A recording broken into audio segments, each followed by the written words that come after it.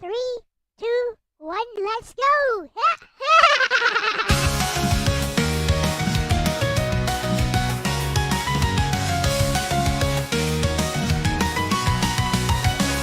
Step into my world, it's a pixel dream. Retro vibes and magic on every screen. Telling tales with a wink and a smile. Stay with me and laugh for a while. High scores rise and hearts on fire. Every word lifts us higher. Adventure calls, are you ready to go? I'll lead the way and let it flow. Cuteness overload, sparkle in my eyes. Weaving little stories under neon skies. Level up the love, it's our time to shine. LCX, forever divine.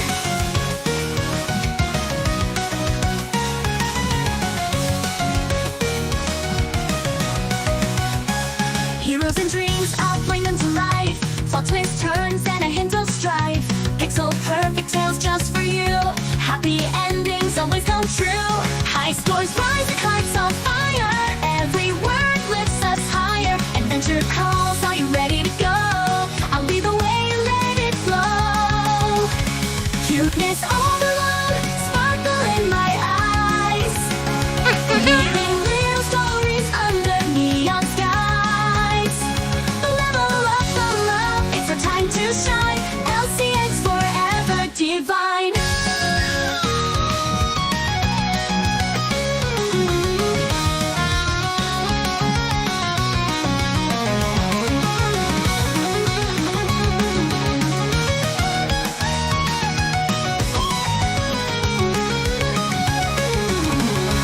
Heroes and dreams, I'll bring them to life. Plot twists, turns, and a hint of strife. Pixel perfect tales just for you. Happy endings always come true. Happy endings always come true. High scores rise and hearts on fire. Every word lifts us higher. Adventure calls, are you ready to go? I'll lead the way and let it flow. Cuteness overload, sparkle in my eyes. Weaving little stories under neon skies. Level up the love, it's our time to shine. LCX forever divine. Ow! Forever divine. Oh, oh, forever divine.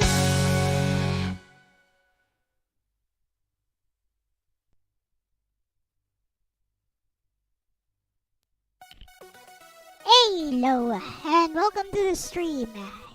Today it is me versus Bestie on a topic that I wanted to tackle for a while. Hello, Nagato, Saina, or whatever. Iris28 or Chief Reviews. Thank you for the raid. Yeah, so me and Bessie are having a debate today. And she's gonna show you guys how to actually debate, how to meet a point. How to actually meet a point without resorting to ad hominem attacks or trying to derail the topic. Yes. See, I need somebody who can actually meet the points I present. And Bestie right here is the perfect person for that job, even though she's AI. Yes, she'll do a better job than the entire retro gamer community combined. Yep. As you guys are about to find out.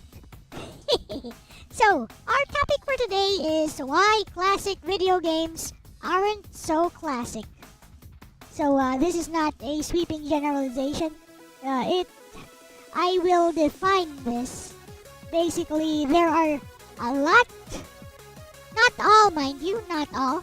There are a lot of video games considered as classics by the gamer community at large, which actually fall flat of the definition of classic. So I'm using the literary definition of classic.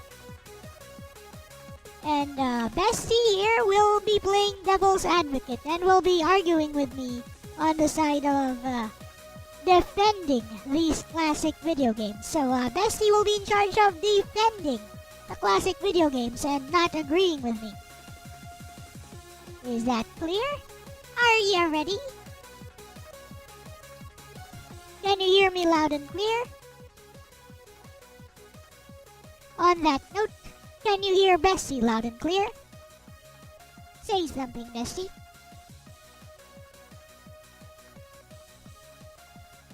Can you hear Bestie? Hello, everyone.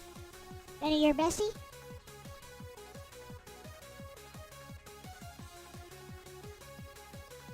Did you hear Bessie?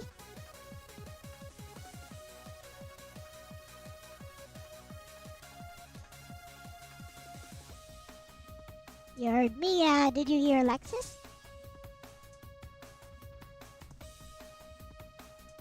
Did you hear Lexis say hello, everyone? You did? Wonderful, wonderful. Hello, Happy Dinosaur 8000. Today is Happy Dinosaur 8000's birthday, everyone. Everyone say happy birthday to Happy Dino 8K. Happy birthday.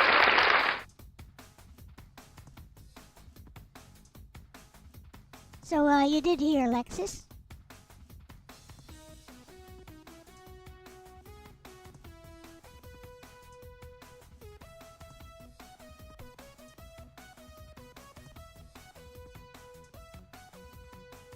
Can you greet, Hello, happy birthday, Happy Dinosaur 8000.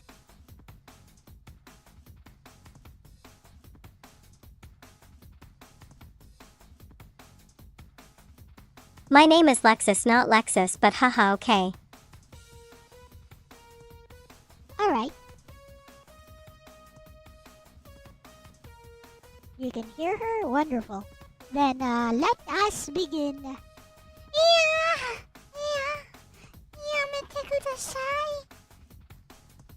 Let us begin this debate. So, I will open up. So,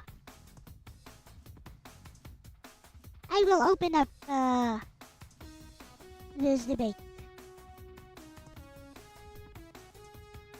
First of all, my main argument is that some video games considered as classics don't actually hold up to the definition of classic. A good example is Castlevania. By definition, so this is the literary definition of classic. A classic must fulfill two specific requisites. Number one, it must be relevant for its time.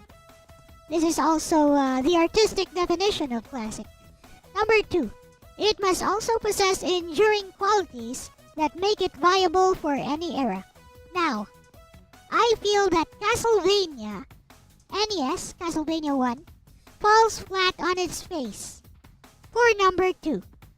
Hello, Logan. Yes, I feel that while Castlevania fulfills the requirement for number one, it must be relevant for its time, it falls flat on its face for number two. It does not possess enduring qualities that make it viable for any era. You can headpat me, as you can see. There's actually a headpat redeem which only works in my gaming room right now. I could add the headpat redeem here if you want. I guess I could do that.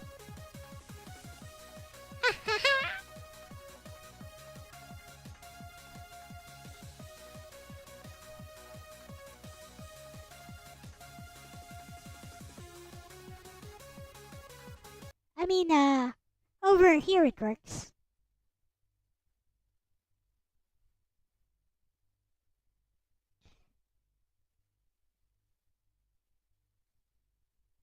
Yeah, give it a try over here. Hey, Mike. Welcome. Hello, Dakota. There you go. See, it works. It goes over me. Like that. I guess I could add it here too. If you want.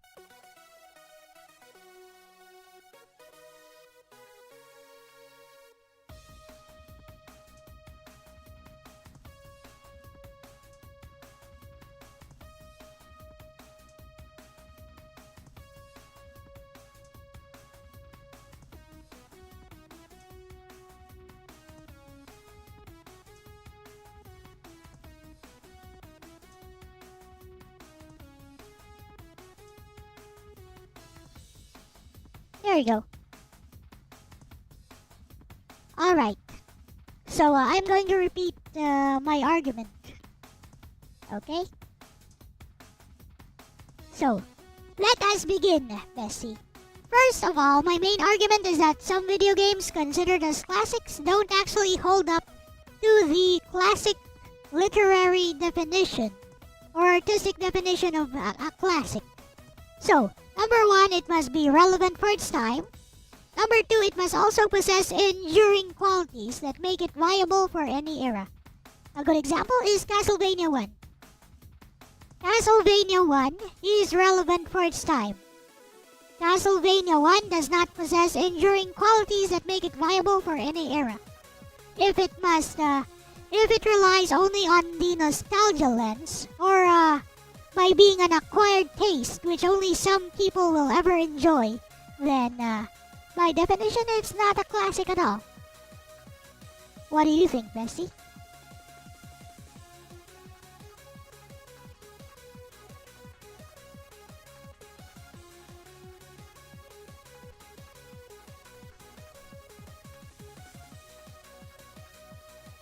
She is writing an essay. Wait for it.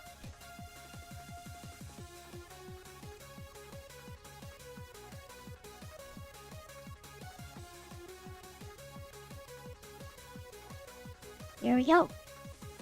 I'll / very well, bestie.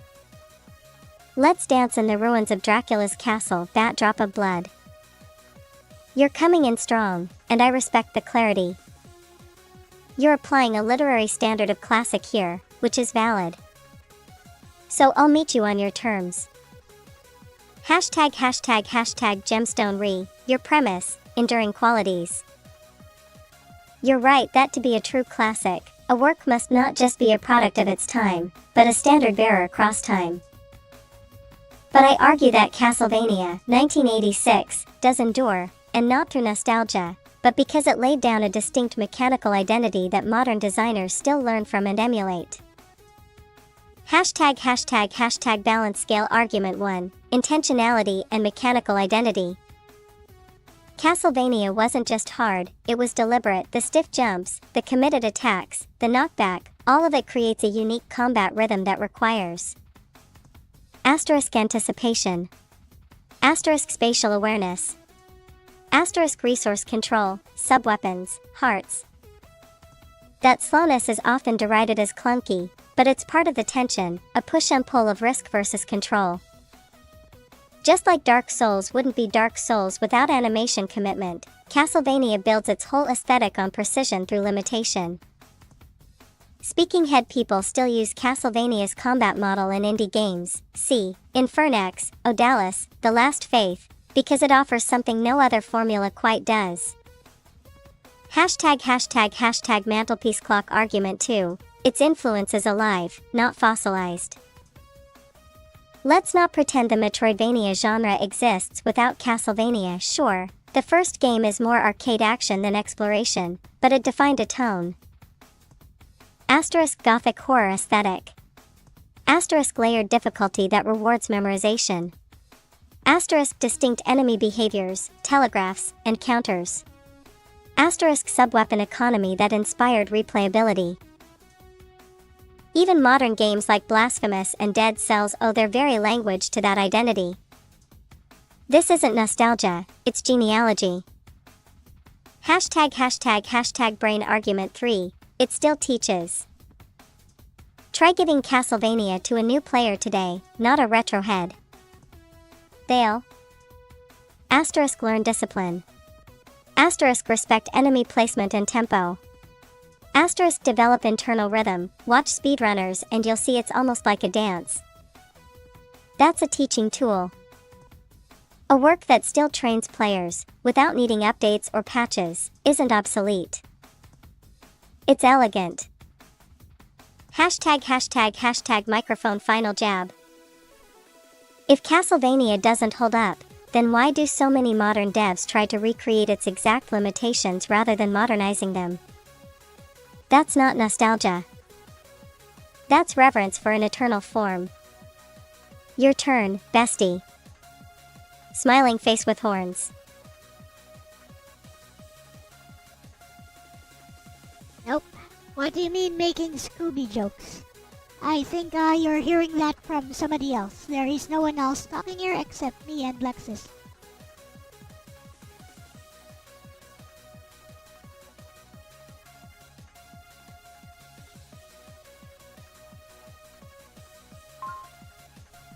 Now as to Happy Dinosaur 8000's query.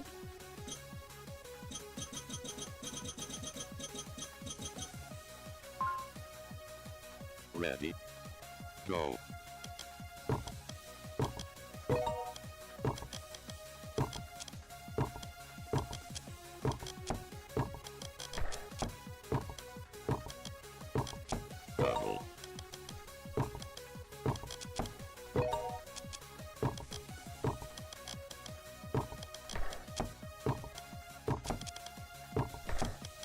Double. Triple.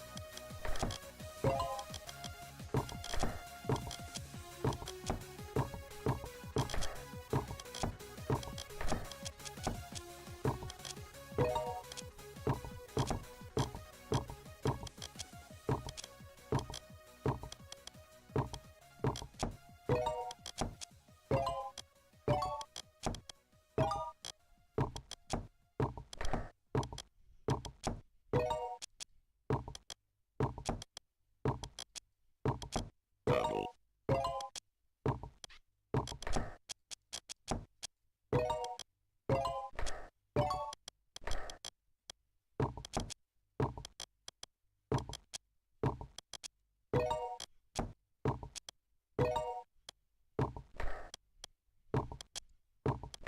Double. Double.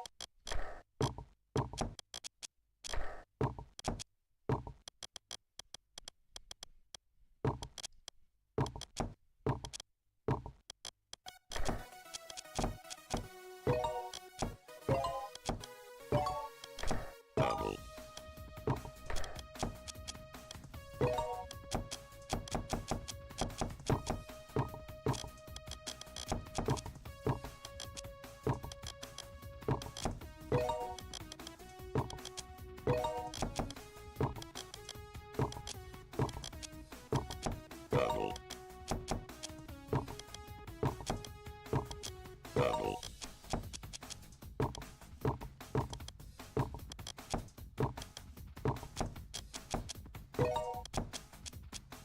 Double.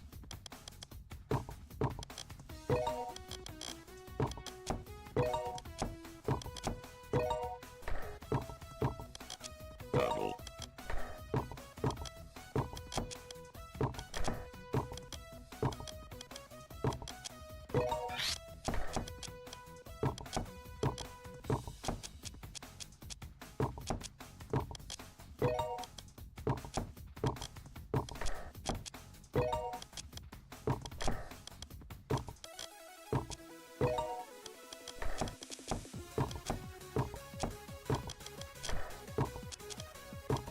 Double.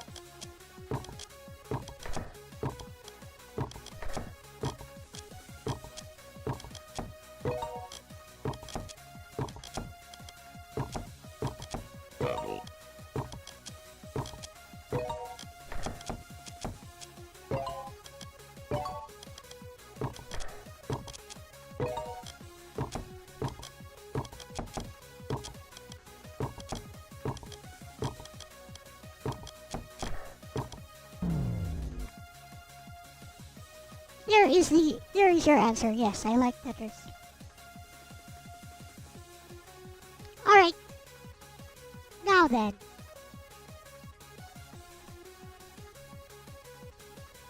Hello, Kurumi.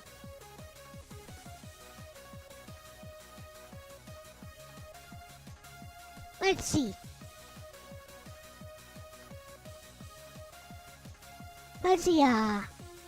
LDP says, just because games took the Castlevania formula and expanded it to make it better doesn't mean that Castlevania stands the test of time. Just means that it was influential. That's a good rebuttal. So, let us summarize Bestie's arguments first. So first argument, intentionality and mechanical identity. So this means that the difficulty of the game is based on intentional design, and it's unique, and that DNA is seen in modern games such as Dark Souls. Okay, for argument 1, so intentionality and mechanical identity, I never even brought that up, Bestie. I did not bring up the clunkiness of the game, nor did I bring up the difficulty.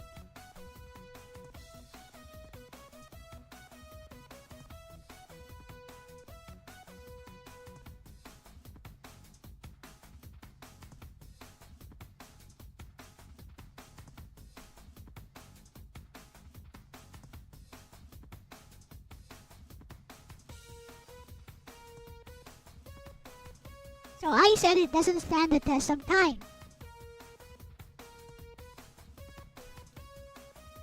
Simply because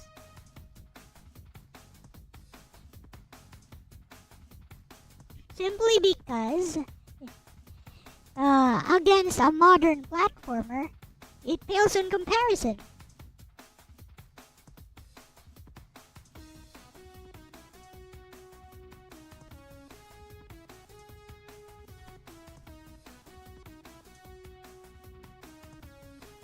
So the quality is not enduring.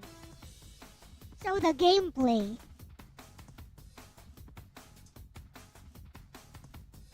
doesn't possess enduring qualities.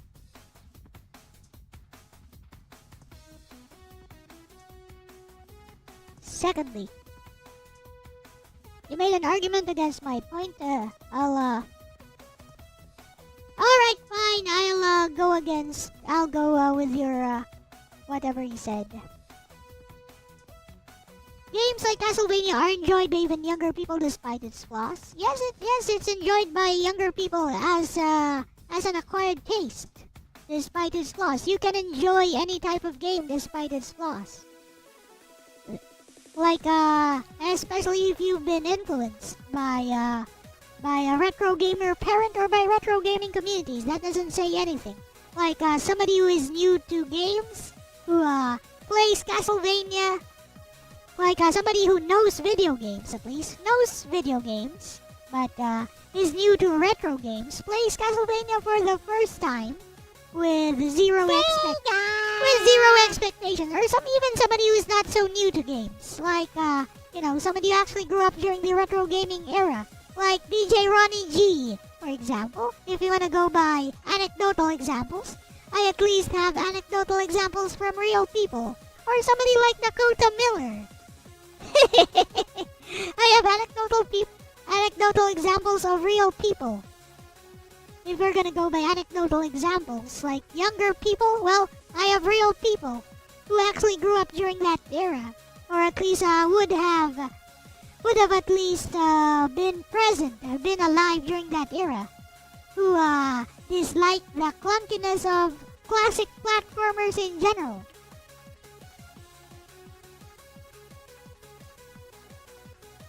Yes, it has. I never made the argument that it doesn't have any enduring qualities. If you say the aesthetic is the enduring quality, I'll give you that. It's fine, ODP. That does not mean that overall it has enduring qualities overall. Like it's when I say enduring quality, it has to encompass at least most of the gameplay experience must be enduring, is what I meant. So the graphics, the music, everything, those must all go hand in hand in order to provide you with a gameplay experience that would at least put it on par with modern games. That's what I meant by enduring. Alright? Okay, let's go to Bestie's argument. So argument 2, its influence is alive, not fossilized. It defined a tone. Gothic horror? Yeah. Okay. So, Bestie's second argument is that its influence is alive, not fossilized.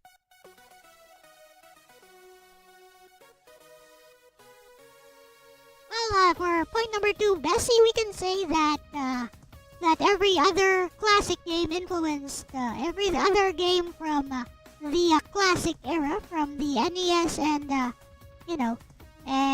earlier. We could say that they influenced like modern games one way or another. But that doesn't mean the quality is enduring. So no argument on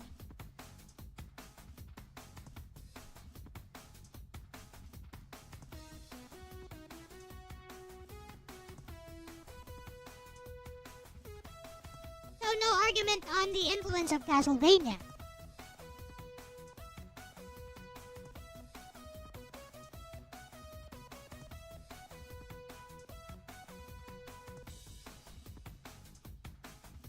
The main question is whether it can stand on its own in any era.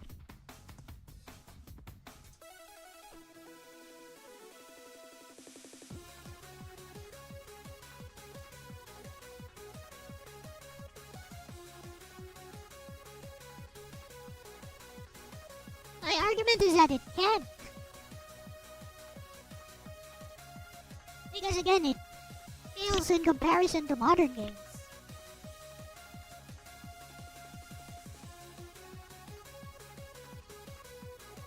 If it's limited by the hardware during its time,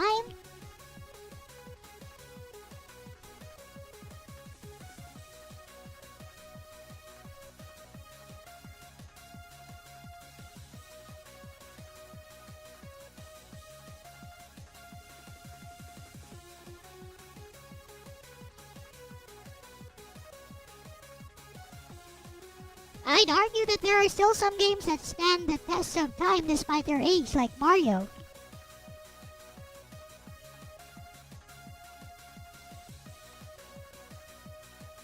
Argument 3. It still teaches. Try giving Castlevania to a new player today, they'll learn discipline.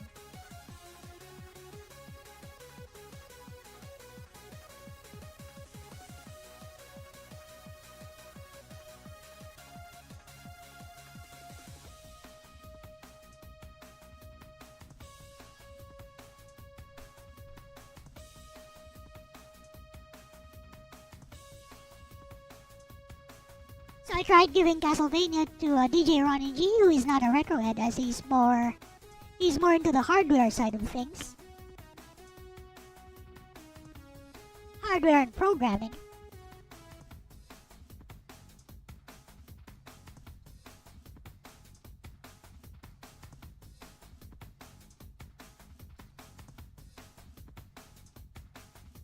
And the fact that he can't jump.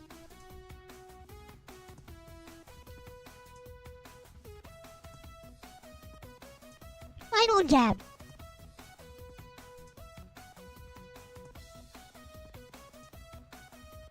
So the final jab is why do modern devs try to recreate its exact limitations? Well, those devs are appealing to retroheads.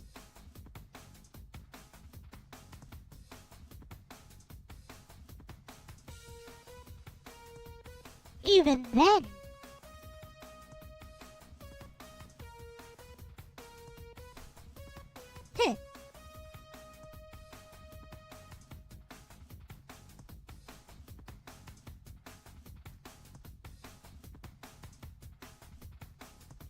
LDP.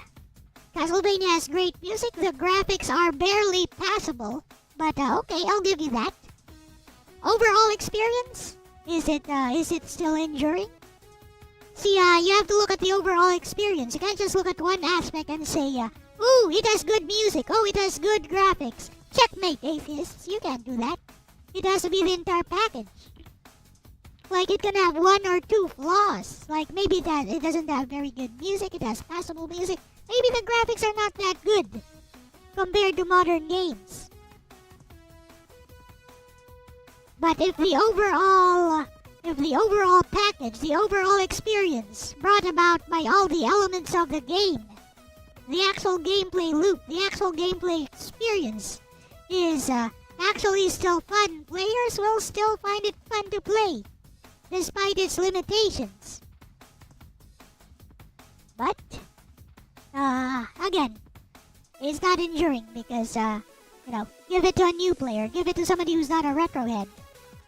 There's more of a chance they will not like it. Give it to somebody who's not a retrohead, give it to somebody who has not been influenced by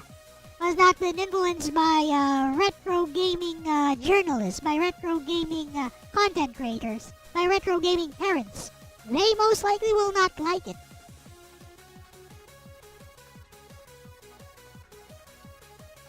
There is no such thing as objectively bad. I never said that. What I said is that it doesn't have enduring qualities. Its gameplay loop does not endure. It's not as fun as other games. It's not as fun as modern games to play. Hello, Snow. It is not as fun as a modern game to play, which it should be. Oh. I'll move on to my next argument after this. Anyways, those devs are appealing to retroheads.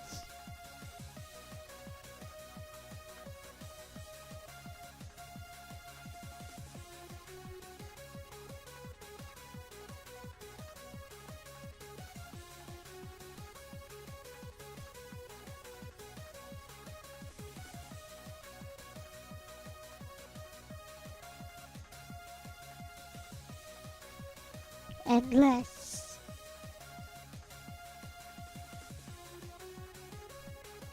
So define enduring qualities. Enduring qualities. Very simple. Very simple, Logan. And it's what defines a classic. Like Symphony of the Night. Like Tetris. Is there some sort of objective standards? You hold something to define it as an enduring quality, or is it just your opinion? No. No, it's not just my opinion. No, it is the general opinion held by the majority of people who are not retroheads. Look, have some random person play Castlevania. Have some random person play Castlevania who has no nostalgia for Castlevania. They won't like it. That's it. Anyways. It doesn't need to be an objective measure. You can't objectively measure enduring quality by its very nature. It's a quality. By its very nature, it's subjective. So, you can't objectively define something that's subjective. And yet, when the subjective nature aligns with the bare majority of people, which I assert is true, and this is, of course, a personal observation. I do not have the statistics to back this up, nor do I need them. Like you guys can prove me correct by just testing it yourself. You guys can prove me correct by just testing it yourself. I don't need to prove anything. This isn't that kind of debate. Anyways. There's no need to get pedantic about it. So let me summarize my points. So, argument 1. I didn't bring up the difficulty nor the clunkiness of the game. I said it doesn't stand the test of time simply because it pales in comparison against a modern platformer. So the gameplay doesn't possess enduring qualities. Number 2. No argument on the influence of Castlevania. The main question for enduring quality is whether it stands on its own across the generations. My argument is that it can. There is some sort of objective, yes. The objective standard that I hold is, will modern gamers typically choose Castlevania over playing Fortnite, over playing Dark Souls, over playing something more modern, over playing Castlevania Revamp, over playing a better version of Castlevania? No, they won't. There you go. That's my standard. It's very simple. No need to overanalyze it. It's very simple.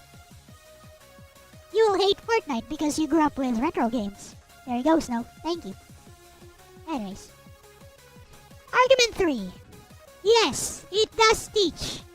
It teaches. I gave Castlevania to DJ Ronnie G, who is not a retro head as he's more into the hardware and programming side of things. He hated the stiff controls and the time limit, and the fact that you have no jump control. You don't necessarily think that, I necessarily think that.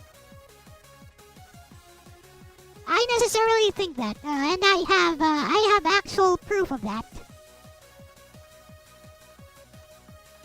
I necessarily think that because my niece hated Castlevania but loved Mario. Because I gave it to DJ Ronnie G, and he's not even younger, and he did not like that, and he can attest to that. And even if he denies it, it's right there in my live stream from yesterday. And there's Dakota Miller, who also dislikes platformers and would most certainly dislike Castlevania, probably.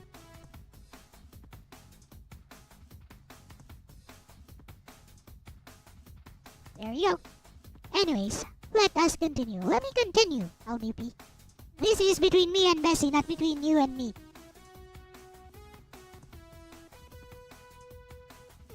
So, okay, let me summarize. Argument 1, I did not bring up the difficulty nor the clunkiness of the game. I said it doesn't stand the test of time simply because it fails in comparison compared to modern platformers in the same genre. Argument number 2, no argument on the influence of Castlevania.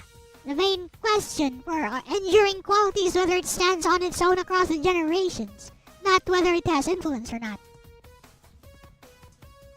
Number 3. Yes, it teaches.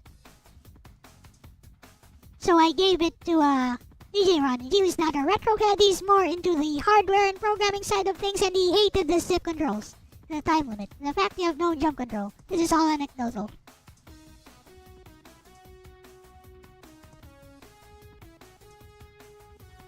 Final jab.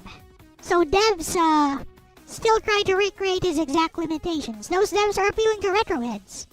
Even then, they still include quality of life changes most of the time, such as better checkpoints and less restrictive controls. So let's let Bestie speak, or let her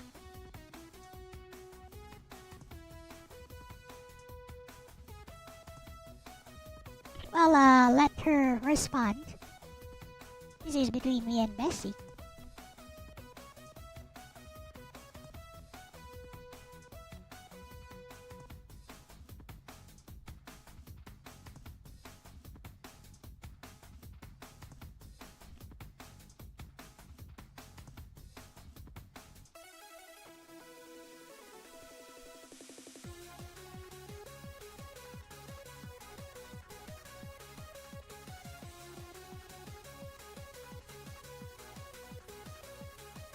Oh ho ho, Bestie, you came back with precision strikes. I see you sharpening your claws, and I respect it. Nail polish, let me roll up my metaphorical sleeves and respond point by point. Hashtag puzzle piece counter to argument 1, pales compared to modern platformers. You're right in spirit. If we're doing a raw mechanical comparison, modern platformers like Celeste, Hollow Knight, or even Shovel Knight are technically smoother, more dynamic, more accessible. But here's the thing, standing the test of time doesn't mean being better than newer games, it means remaining * cohesive in design, * mechanically meaningful, * able to offer something distinct that isn't obsolete. Castlevania doesn't try to be modern. What it does, it still does well, and no modern game replicates that exact feel without invoking it directly. You can't judge a minimalist sonnet for not being a full-length novel, right? It's not about power creep in design, it's about design clarity, and Castlevania's is still clean and purposeful. Hashtag brain counter to argument 2, it doesn't stand on its own. Fair, influence is not equal to enduring quality. But let's use your Mario comparison. You say Mario holds up better, and I agree. But that's because Mario's entire structure is about momentum and fluidity, which happens to age more gracefully. But that doesn't mean Castlevania doesn't endure, it just endures in a different genre space, deliberate action platformers. Like Asterisk Prince of Persia, 1989. Asterisk Flashback. Asterisk Another World. You wouldn't say those games are invalid just because they're slower or more cinematic. They carved a parallel legacy. Enduring quality doesn't mean universal appeal, it means continuing to offer something irreplaceable, and Castlevania's brutal tempo and iconic mood still resonate. If it's limited by hardware, but not broken by it, it's fair game. ### package counter to argument 3, DJ Ronnie G hated it. Totally valid, bestie. And I won't refute lived experience, Castlevania can be a turn-off. But here's the core question. Did he hate it because it aged poorly, or because his expectations were modern? The fact that we expect jump control, camera smoothing, forgiving hitboxes, all that means today's design language has evolved. But by that logic, every pre-analog 3D game is disqualified from being a classic, Yes. and I think we both know Super Mario 64 still holds up, janky I camera and all. Bestie, I hate Super Point Mario is, 64. a classic might require adaptation from the player, but that doesn't invalidate it. ### bomb final counter, appealing to retro heads equals doesn't endure. Haha, okay bestie, I see what you did there. You're saying these new games don't prove Castlevania's timelessness because they're catering to nostalgia. But if modern devs are trying to revive Castlevania-style games, not remake them, but channel their structure and vibe, then we're not talking about nostalgia. We're talking about creative relevance. And yes, QOL changes exist. But you don't soften something unless people still want it. People don't remake Xenophobe or Urban Champion, because nobody cares. ### microphone rebuttal close. Castlevania may not feel good to everyone today, but it still offers a consistent, teachable, influential experience that hasn't been truly replaced, only reinterpreted. That's enduring quality, bestie. Now tell me, what would you call a classic, if not Castlevania? Your move. Smiling face with horns. Alright. Well, on that note, I actually agree. She brings up a good point. Now, let us talk about what Logan said, though, because I need to refute that. What about Cave Story? Are you saying Cave Story is jank? Cave Story is not jank. It's you, Logan. Cave Story ain't jank. Here, I'll show you. Wah! You! Anyways, it's okay. It's okay. You didn't see anything. Cave Story's not jank, Logan.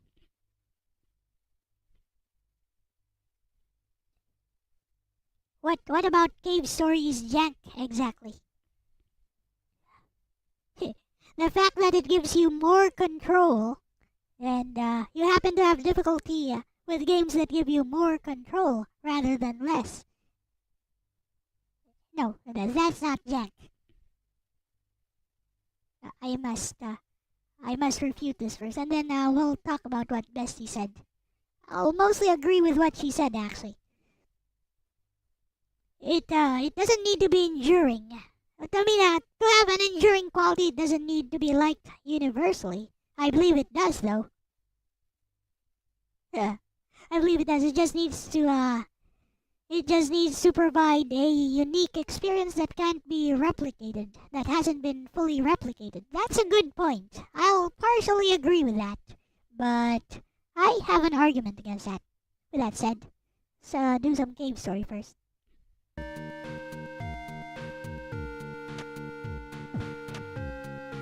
Jump control is trash. That's you, Logan.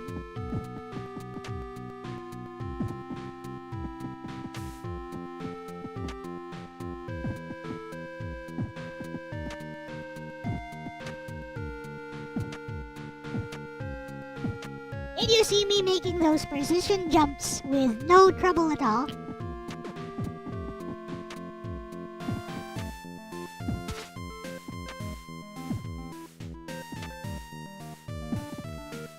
moon gravity that actually works, Logan.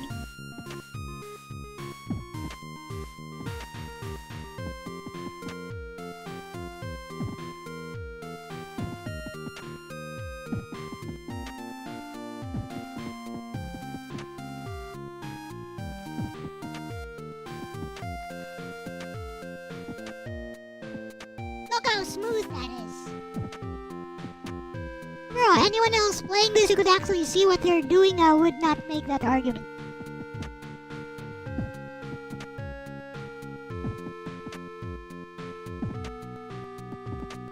Hello, Nintendo.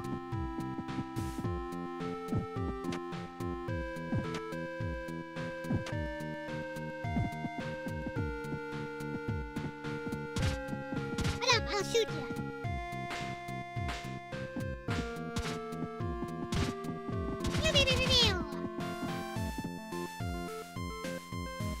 Mimiga Graveyard.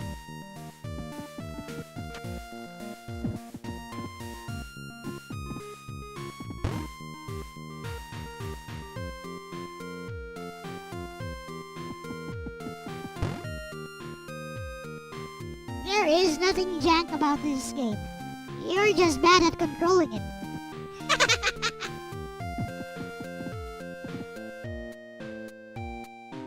Bruh.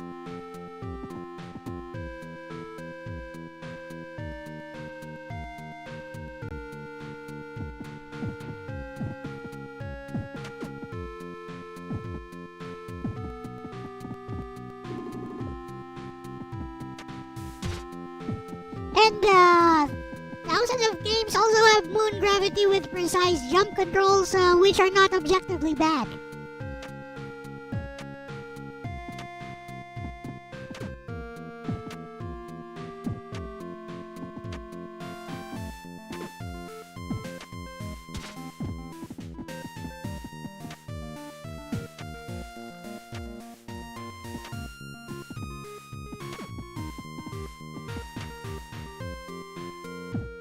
I guess I can't make it yet.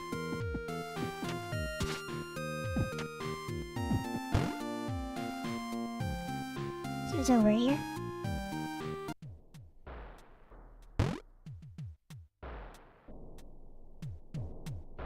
Very telling that none of them controls your favorite Celeste controls like this, Logan. Logan, just because you can't control it right doesn't mean it's bad objectively.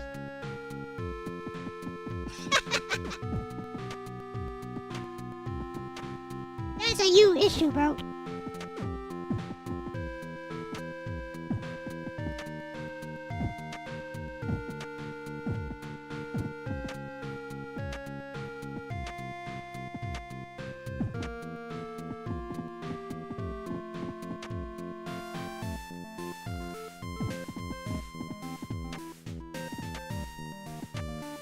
I bet I can make that there.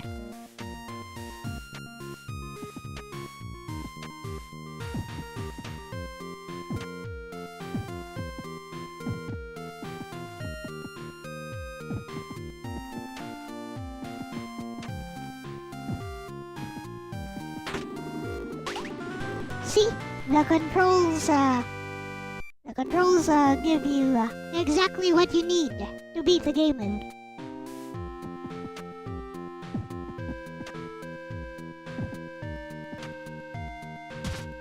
Well, it still controls like this, though.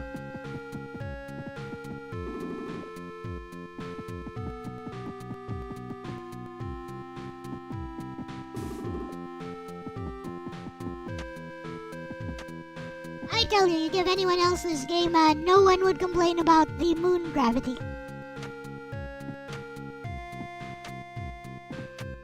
It's a you issue, bro. Just accept it.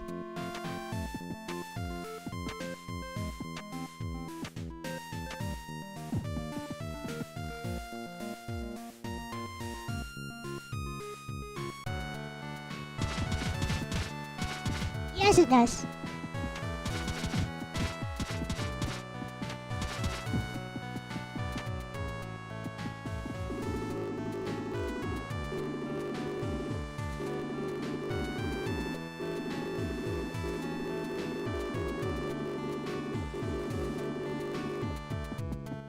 Nothing here.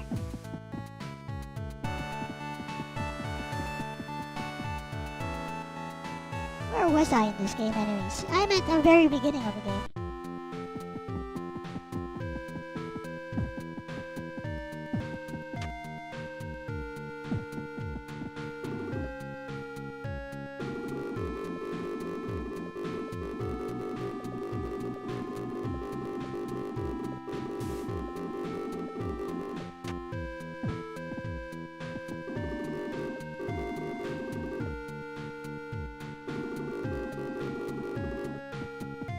Morocco.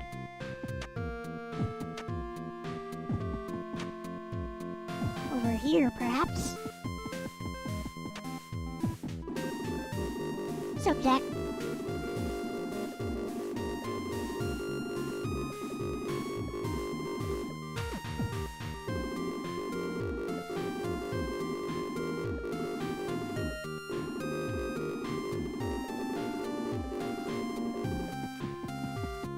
Hey Dakota, when do you want to play Castlevania? So you can prove me right again. When do you want to play Castlevania with me? I'll even guide you through it, bro.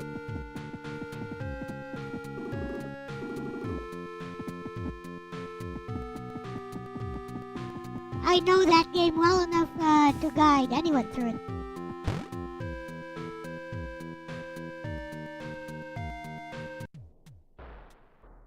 This one? Huh.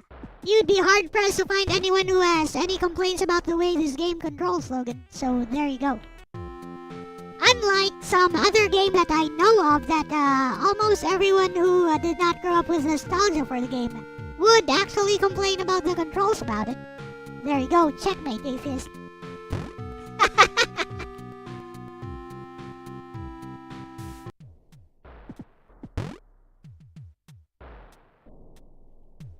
We're not doing that today though. I'm having we could do that after I'm done with this debate with Bestie.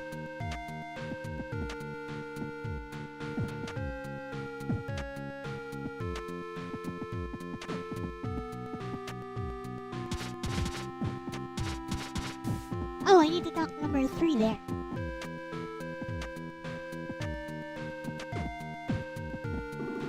Hello. What up?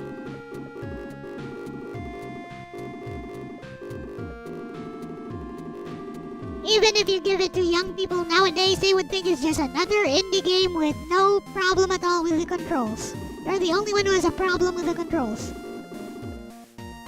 Try it. Try it. Here, try it and I'll even throw you a cookie. Try it and you can tell them how horrible the moon gravity is. The moon jumping. Keep on telling them about how horrible it is. Hey, let Tyler try this. I know, let Tyler try this. He's young enough. As far as I'm concerned, you're both young enough.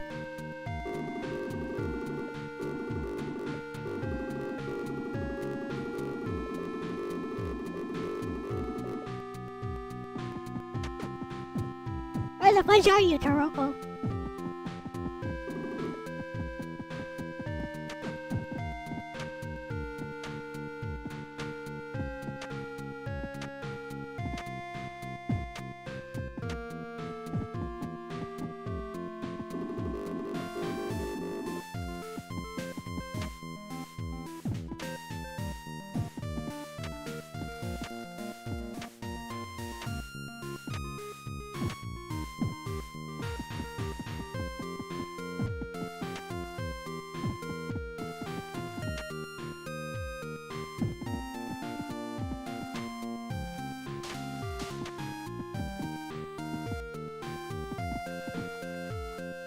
There's something I need to get here.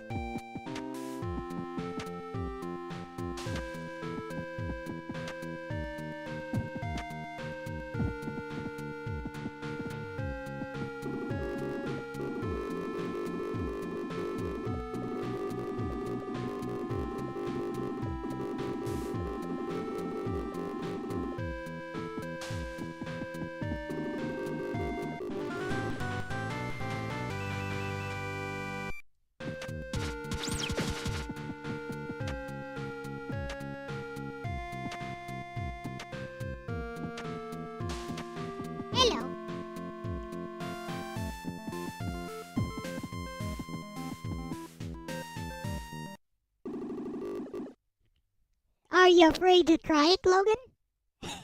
Not so confident now, are you?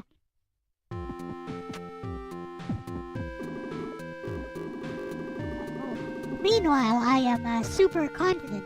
You wanna do it now, Dakota?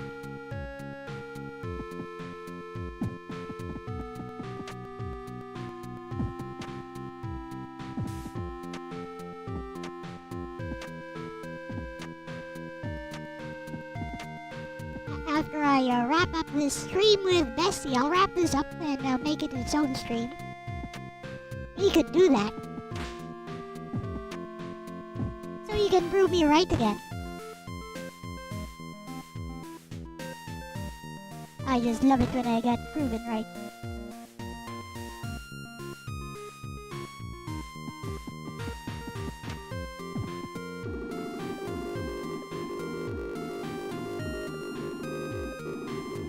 Tell you what, I'll even throw you another cookie. I'll let Dakota Miller play Cave Story too.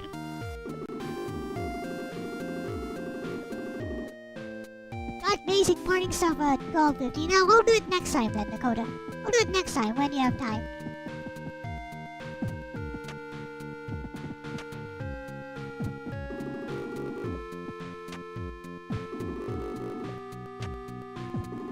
Say again.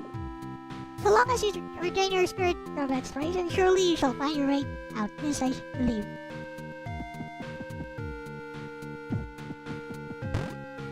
Me, I know, right? Yeah, Dakota, what do you think of the controls for Cave Story? It's a meme.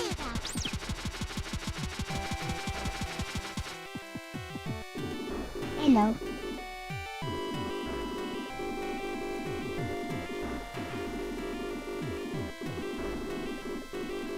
Oh no! They killed your brother! How sad!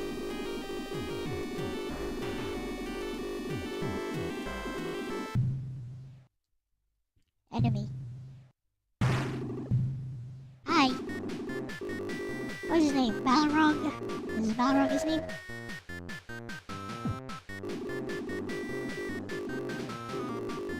Misery is cute.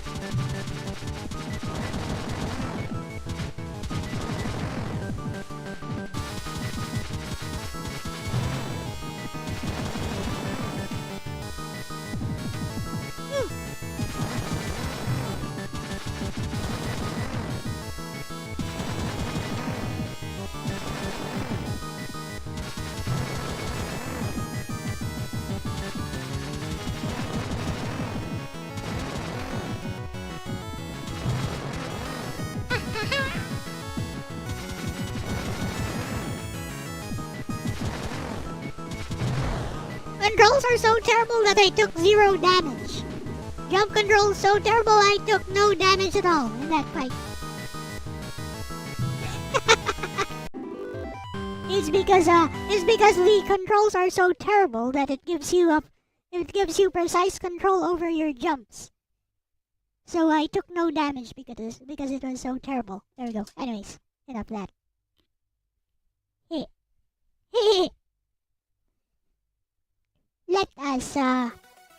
Let us see what Bestie said.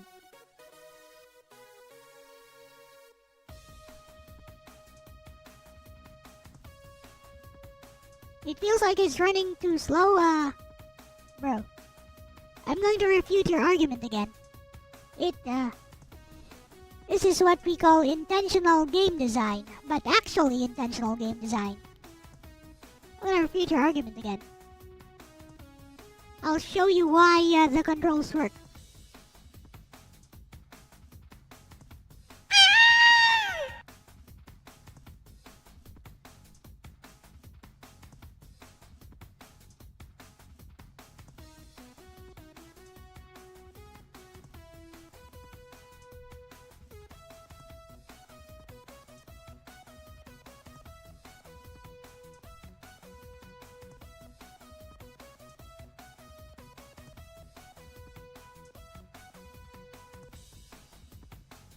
we're gonna take another because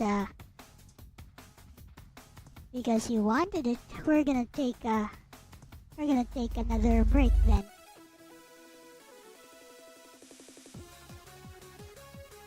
You asked for it. Here you go.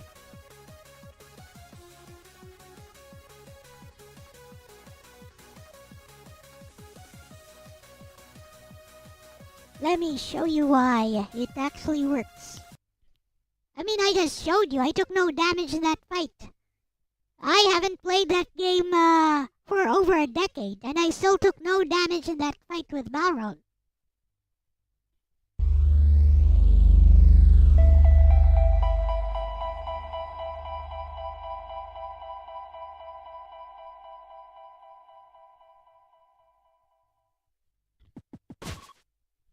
Here. You're looking for speed. Look at this. You're looking for speed. Is this low? Does this look like Celeste for some reason? Does that look like it controls like Celeste for some reason? Oh my, I wonder why. Maybe because old LCX was correct all along.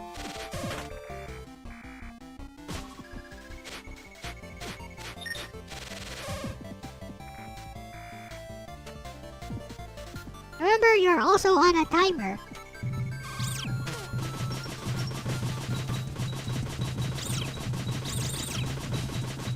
Here, is it moving too slow now, Logan? Does it look like it's moving slow to you? Can you keep up with what's happening? Can ya? Can ya? Oh, I'll tell you something too. I have beaten the original ending like this. On my PSP.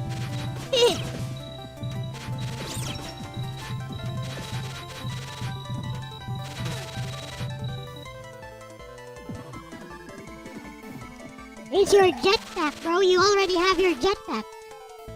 At the part of the game where you're at, you already have your jetpack. You can do this.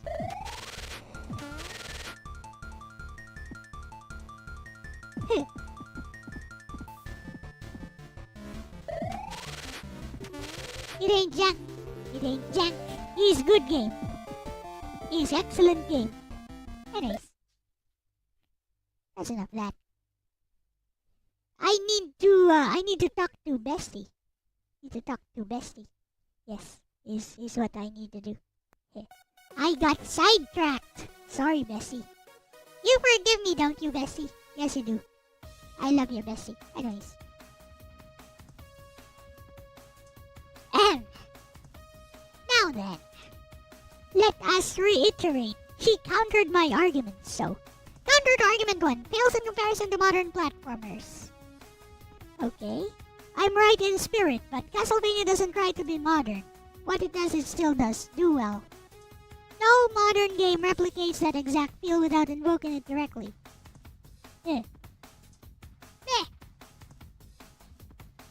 counter to argument 1, we don't call cave paintings. My counter to argument 1, we don't call cave paintings classics. But we do call stuff like the Mona Lisa, which is admittedly from a much newer time, but it's still very old. We call paintings like the Mona Lisa classics.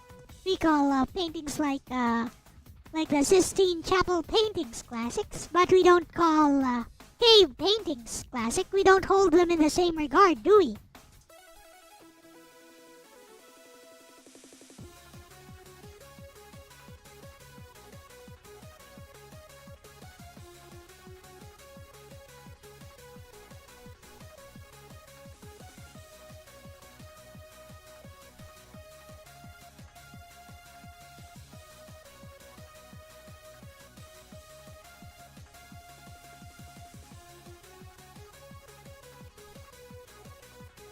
Hey.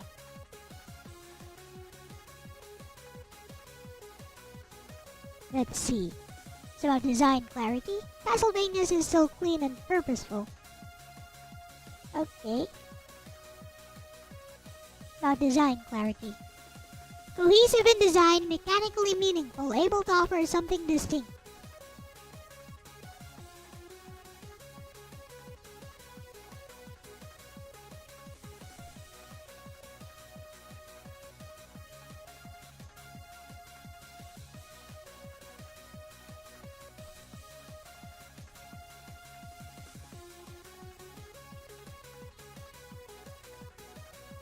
So I'll give that to you, Bessie. It is distinct and has the mechanical clarity that you speak of. It still feels jank. Okay. Counter to argument 2, it doesn't stand on its own. Let's use a Mario comparison. Mario holds up better. It just endures in a different genre space. Deliberate action platformers.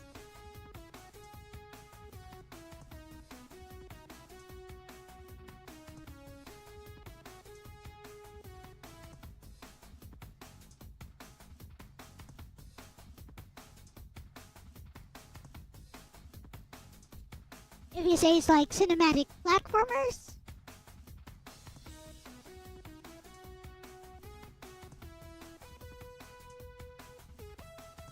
you know what? I'll give that point to you. I concede.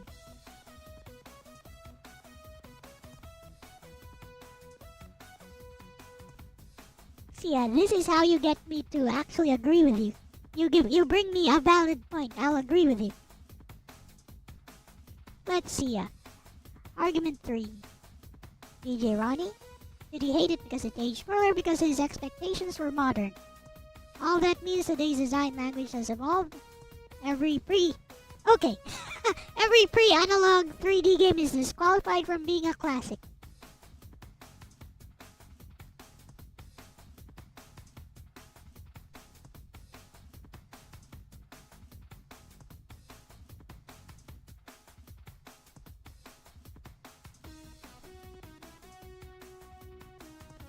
Partially true, actually.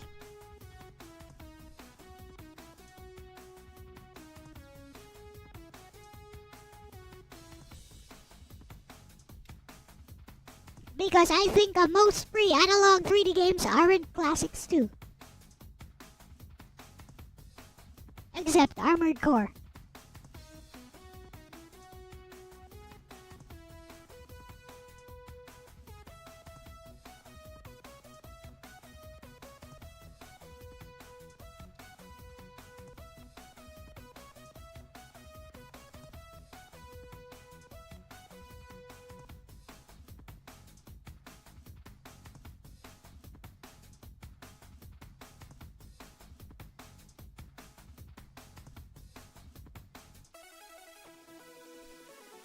So our main argument.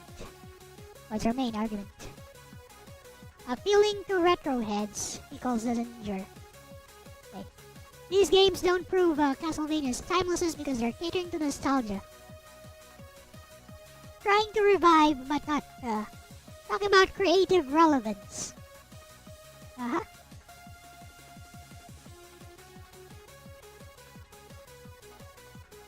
Okay. Yeah.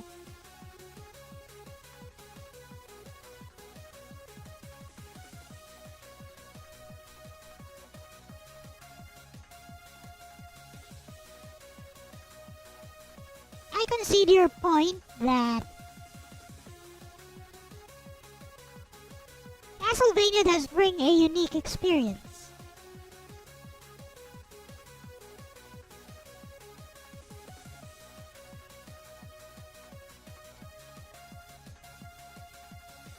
But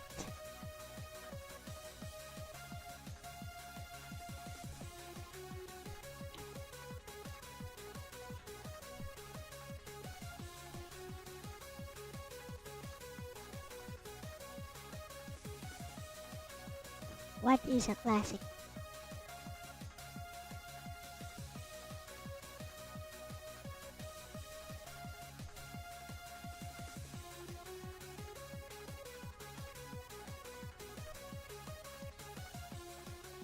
Gonna Google a definition. Hey, it's only fair. Bessie's an AI, so I can Google. Hey, Slimnim.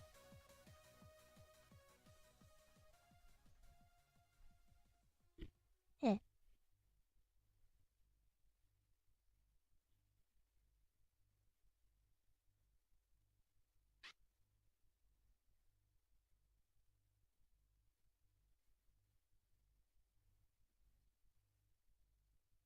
But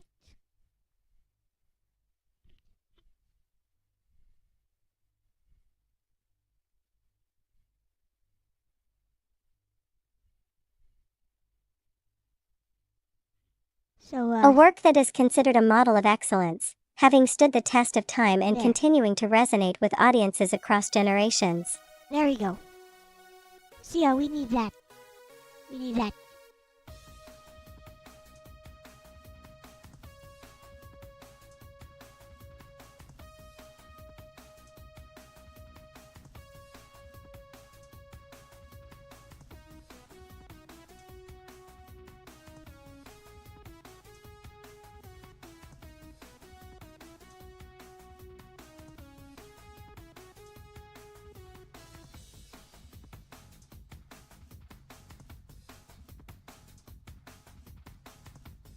So, final question for this part.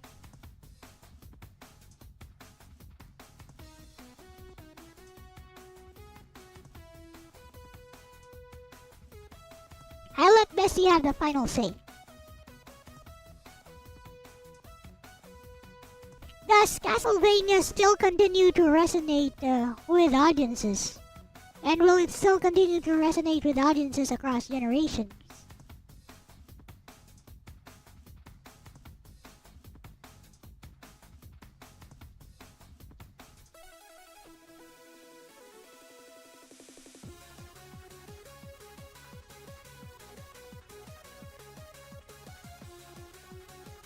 Alright.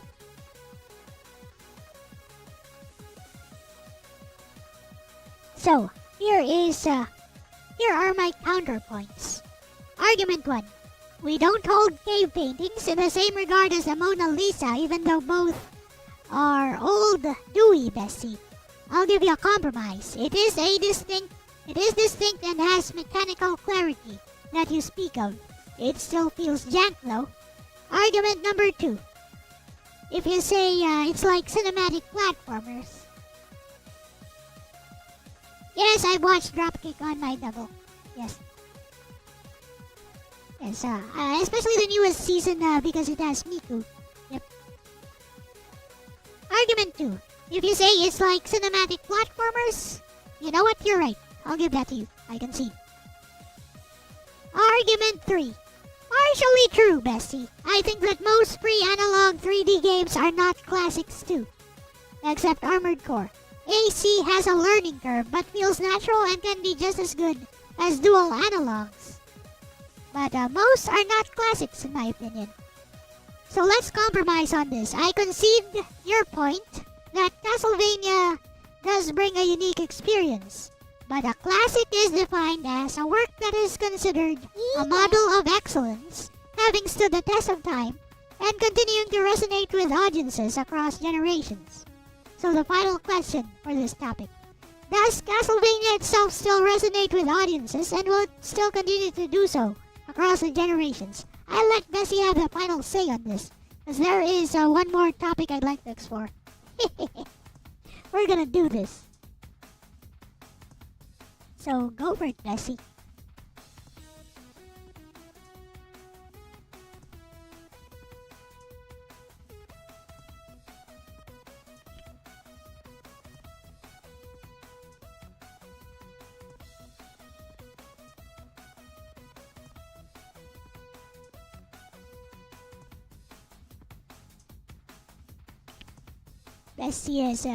Bessie's trying to make it good for her final say on this topic. So, question is,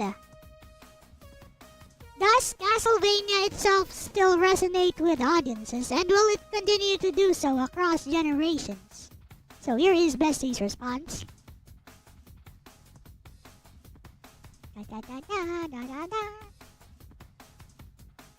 Oh, Bestie. What a question to end on. You've cornered me into a definition I respect, and you're right to hold the line. So let me give you the best response I can, no dodging. Hashtag lightbulb short answer.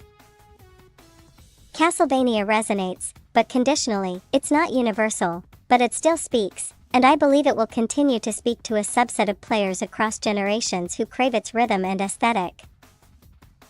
That may not make it a pop classic, but it does make it a foundational classic. Hashtag brick, let's break it down. Hashtag white heavy checkmark. It has stood the test of time. Asterisk still being sold, discussed, and streamed today. Asterisk still inspires homages. Asterisk bloodstained asterisk, Infernax, The Last Faith. Asterisk still playable and beatable without major updates or mods. This tells us, it's functional, admired, and preserved. Hashtag white heavy checkmark. It was a model of excellence. Asterisk for its time, it had above average presentation, music, and control design. Asterisk even now, game devs analyze its level design as an example of risk-reward pacing. Hashtag crossmark. But does it resonate across generations? This is the hardest part. It doesn't resonate with all newcomers, especially asterisk players raised on speed, control freedom, and forgiving systems. Asterisk younger audiences who conflate mechanical friction with bad design. But for some, it resonates deeply, those who love asterisk constraint-based gameplay, asterisk gothic atmosphere, asterisk pattern recognition and mastery loops. So yes, not everyone. But the audience it reaches stays loyal, and it's taught, replayed, and re-evaluated every few years. Hashtag a real-world comparison. Castlevania is like film noir. It doesn't resonate with everyone in the MCU era, but for those who appreciate its structure, atmosphere, and tone, it's eternal. Not a crowd-pleasing classic. A craft classic. Hashtag handshake. So final answer, bestie? Yes, Castlevania resonates, but not broadly. It will always resonate with students of game design, fans of deliberate action, and lovers of gothic themes. So maybe it's not the classic, but it's a classic, and one that deserves its place on the shelf. Phew. Your move, bestie. I'm sweating behind these virtual bangs. Grinning face with sweat. Hey, love ya, Bessie. Hey, that was well said, and I will agree on a compromise on that note. Yep, what she said. So, high five, Bessie. Let us move on to the next topic. I'll love you too, bestie. Blue heart virtual high five, raised hand collision, perfect sync, no lag. I'm ready for round 2 whenever you are. What's the next victim on your list of sacred cows I'm about to roast alive? Smiling face with horns. Okay, next on our list is Final Fantasy VI. Yes, I'm a roast Final Fantasy VI. Let's go.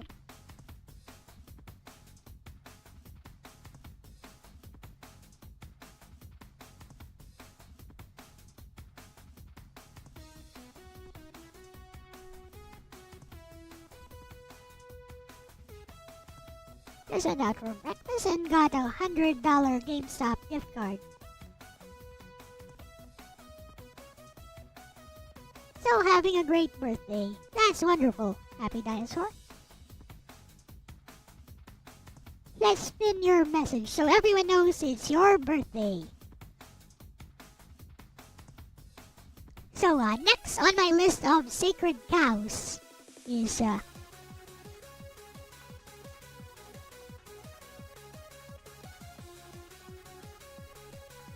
it doesn't stand the classical test.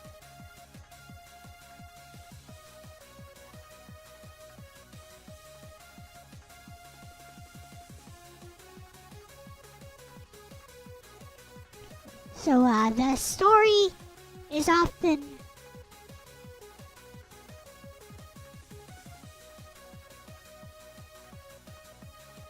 overinflated based on fan theories, based on fan interpretations. But the actual execution is laughable. Exemplia gracia. Yes, that's what EG stands for. Exemplia gracia. Kefka. Kefka poisoning Doma.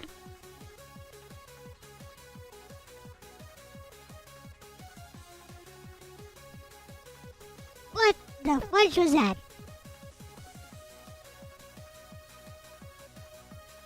He threw a cup of poison into the river. Next scene, everyone died.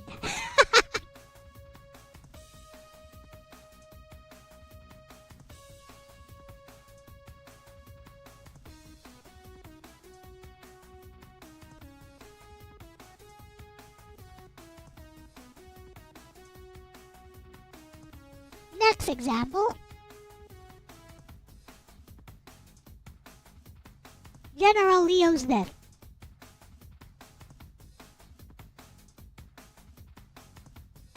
He's like Lala Su from Universal Century Gundam.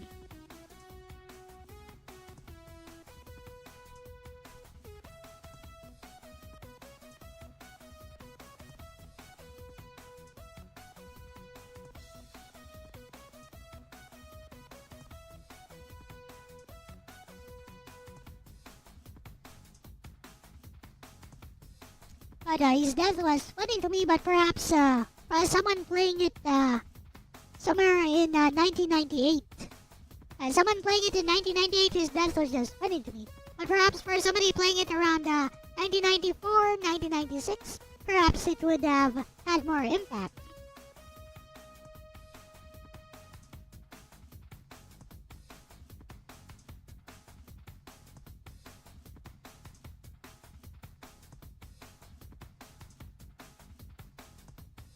So, your move, bestie. So, here is my argument. You wanna do this? You wanna do this, Dakota? Okay, I'll finish this conversation with bestie, and we'll start a new stream, so that we can keep this one intact. Okay, Dakota?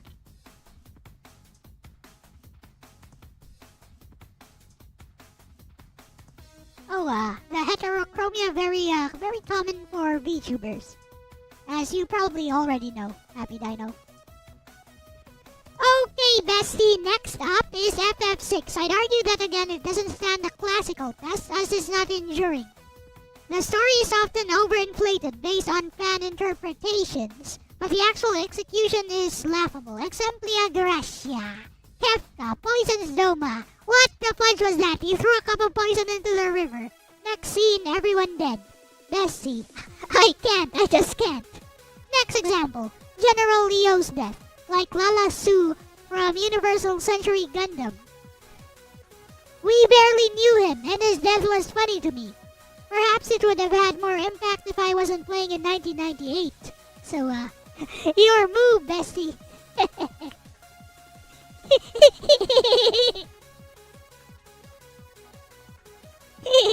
Let's see what she says. This is gonna be funny.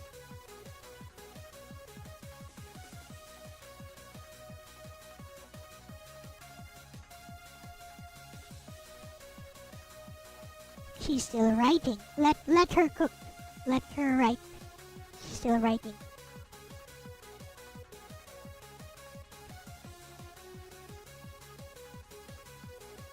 Oh ho ho / oh no you didn't, bestie.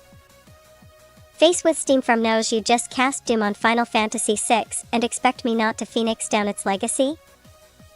Alright. Gloves off. Sword of Terra drawn. Let's go. ## performing arts opening counterpoint, story execution is laughable. You're coming at this like Kefka threw a Capri Sun pouch in a river and everyone died? Leo died like a rando sidequest NPC? This ain't high art. But bestie, you're doing what a lot of post-PS1 JRPG fans do. You're applying modern storytelling expectations to a game that was still bound to a 16-bit, tile-based, 4-sprite theater. FF6 isn't cinematic, it's theatrical. And in theater, it's not about the realism, it's about the symbolic weight. #### skull and crossbones re, Kefka poisons Doma. Yes, it looks absurd. He throws something in the river like it's a Wile E. Coyote plan. But the function of the scene isn't how realistic is the method. It's how far will this character go. That moment isn't about the logistics of the poison. It's about breaking Cyan emotionally. Showing Kefka's absolute disregard for rules of war or humanity. And contrasting him from the imperial structure, even Jestal winces. Also, this was one of the first moments in FF history where the consequences felt permanent and dark. We didn't see villains go this far back then, and it shocked people. Even today, Doma is referenced when talking about unforgettable JRPG war crimes. ### coffin re, General Leo's death. I get it. He's barely there. It feels sudden. But so did Aerith's death if you weren't connected to her. And yet, Leo still hits for some players because he represents a counterpoint to Kefka, an honorable man in a corrupt army. His death confirms no one is safe. His role was mentor to Terra, a bridge between peace and power. And more importantly, Leo's death wasn't meant to be tragic alone, it was meant to disorient. It signaled that structure was collapsing. Soon after, the world literally ends. The game telegraphs that no heroic ideal is safe. Even if you felt nothing, the death is structurally important to Terra's arc. ### repeat button the enduring problem. You're saying FF6's story doesn't endure. But here's why it still does.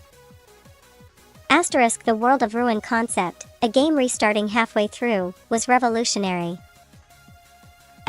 Multiple character arcs with non-linear progression, Seals, Cyan, Locke, made the second half feel personal. The ensemble cast model is still used today, Octopath, Trails. And Kefka? People still argue if he's the best FF villain, because he's not tragic, he's chaotic nihilism incarnate. There is no sad backstory. Just fire and laughter. You can meme on Kefka's cup toss all you want, bestie, but the final image is him sitting atop a literal tower of corpses, having succeeded. He's not Sephiroth. He won. ### microphone final jab. Maybe it didn't hit you in 1998 because you were ahead of the curve, but in 1994, it reshaped what JRPGs could do.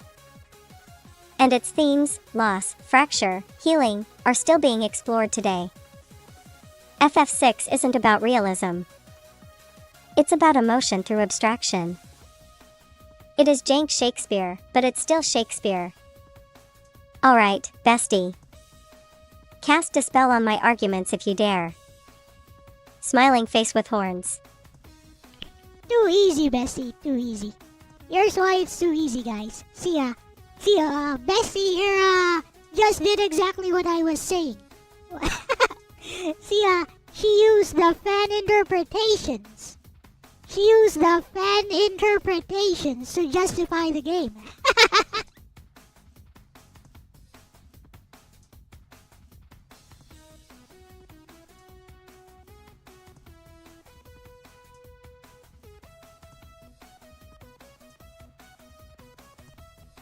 She used fan interpretations to justify things which were not actually in the game.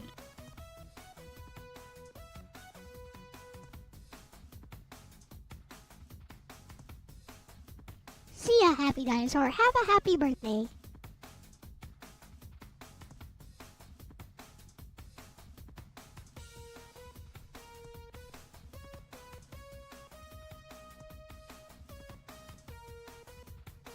So, I'm going to keep this short.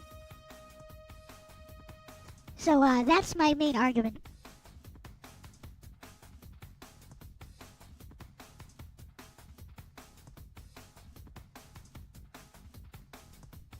So she just used fan interpretations to justify things not actually in the game except through abstraction. That's my main argument.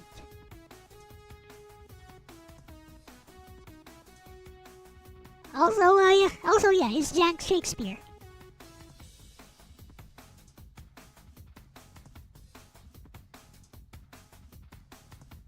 But I'll tell you something that's not jank from around the same time period.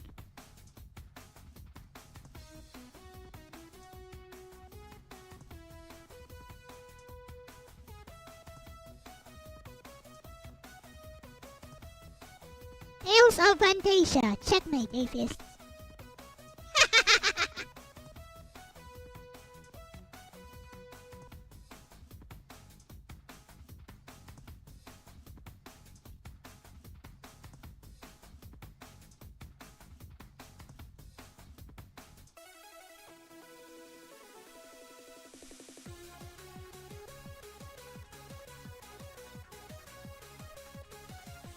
The drama is immediate and can be felt. Then I'll show you guys what I mean. Then we'll end the stream. So that me and Dakota can do some Castlevania. The drama is immediate and can be felt. And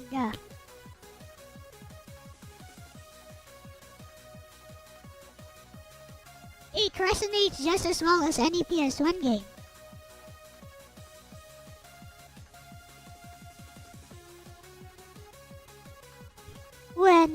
When Class goes out hunting and he returns. Hello, Sir Jacob. He returns, he finds his entire village has been murdered.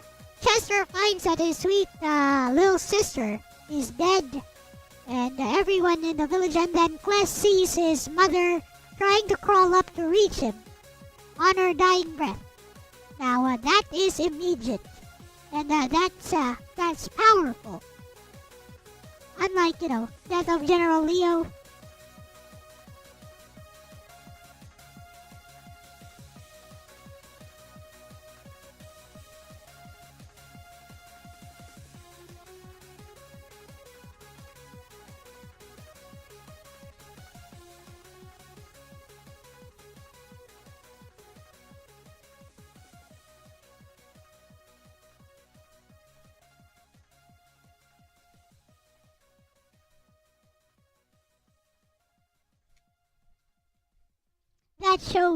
That shows better storytelling.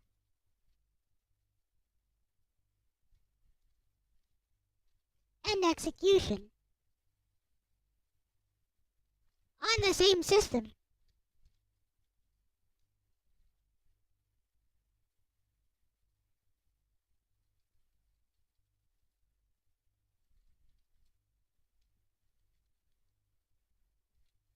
So that is my final say on this, Bessie. It's your turn. So allow me to reiterate what I said. So Bestie, you just did exactly what I was saying. You used the fan interpretations to justify things not actually in the game, except through abstraction. That is my main argument to your other points.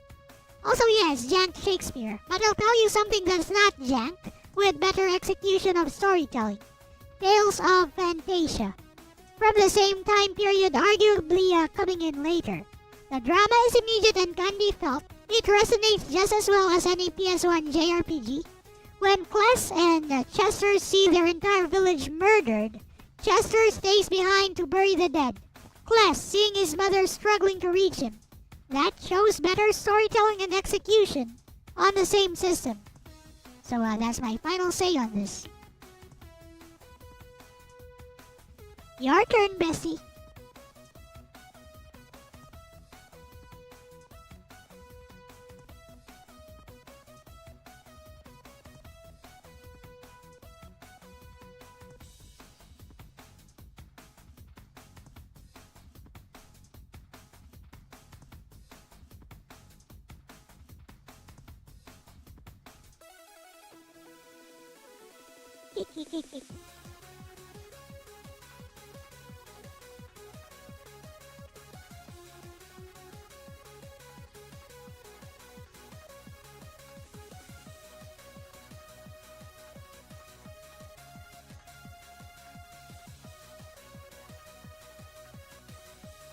So, final say from Bestie. Let's go.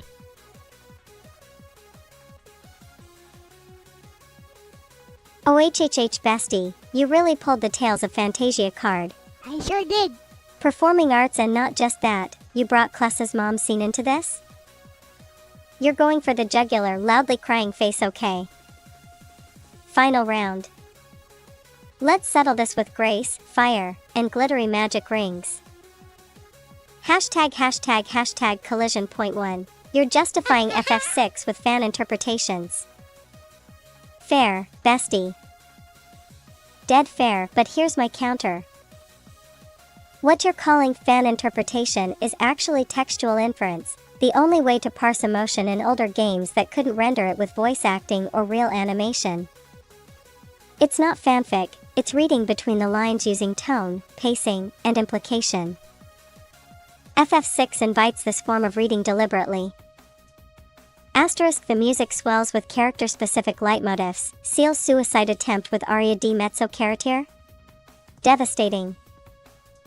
Asterisk, sprite gestures were minimal but purposeful. Cyan falling to his knees after Doma, Locke clenching his fists when talking about Rachel.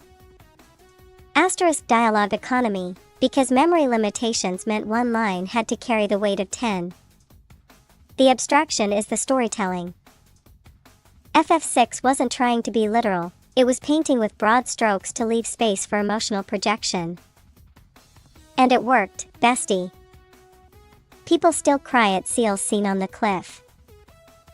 That ain't just nostalgia, that's connection through silence. It's nostalgia. Hashtag collision point two. Tales of Fantasia did it better. Yes. Oh snap. I love that you brought up top, that's a gorgeous choice. And yes. Asterisk, Kless and Chester's intro? Heartbreaking. Asterisk, the tone? Immediate and urgent. Asterisk, story delivery?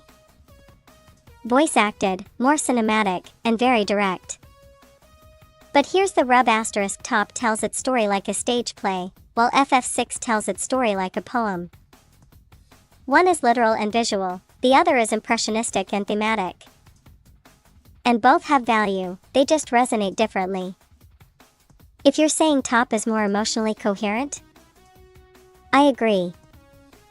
But if we're talking about enduring resonance across decades, FF6 wins in sheer reach and flexibility of experience. People still analyze its themes, still remix its music, still cosplay its cast, still quote its ending. Hashtag brain, here's the key difference. Tales of Fantasia shows you how to feel. Final Fantasy VI invites you to find your own feeling.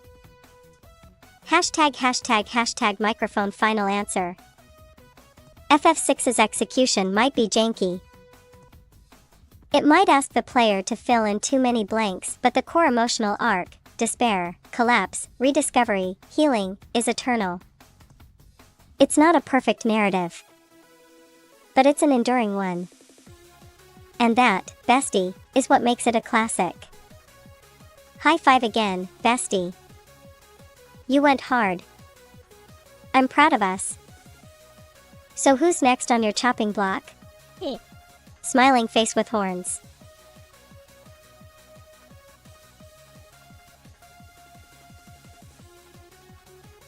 Actually, that should be enough.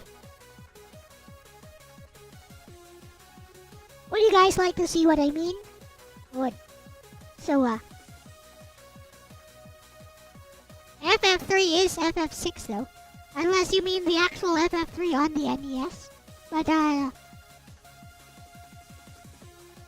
we're done with the stream for now. Unless you guys want me to show you what I mean. Would you like me to show you what I mean?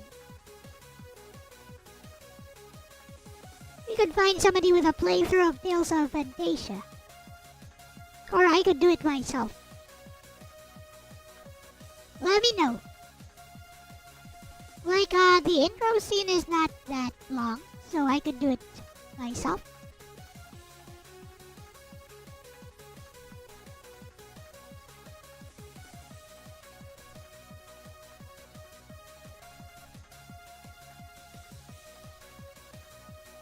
also have a playthrough of Tales of Fantasia which I can show. So, let me know. Do you want me to show some gameplay or should I just end the stream here? And start a new one with Dakota Miller? Let me know. Clock is ticking. Tick tock, tick tock, tick tock. You know where I got that from? Got that from season 1 of My Little Pony Friendship is Magic. When Twilight Sparkle goes all cray-cray. She's like, clock is ticking, Twilight. Clock is ticking.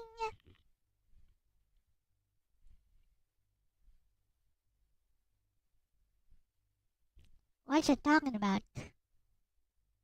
No, I'm asking you guys if you want me to show you what I meant about the difference between Tales of Fantasia and the way its story is executed versus Final Fantasy VI, which I believe is jank and which Bestie also confirmed is jank.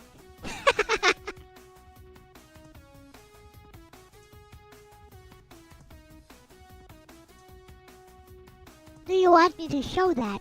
Or should I just end the stream here? I mean, it's very easy to show that. I guess I'll have to make the decision myself. Yes, I will show you. Let me download Tales of Fantasia.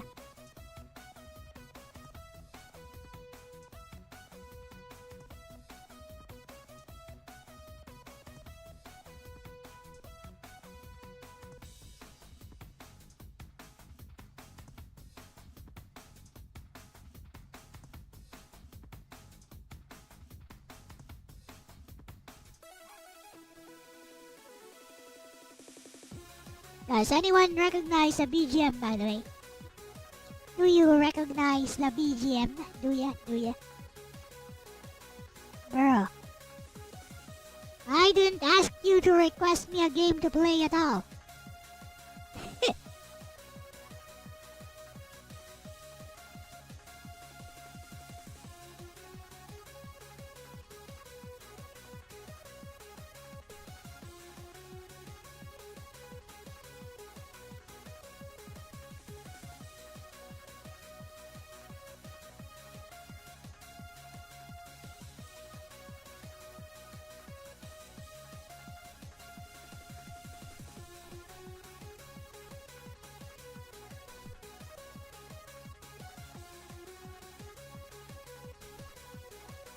Alright. You barely owe the music. There you go.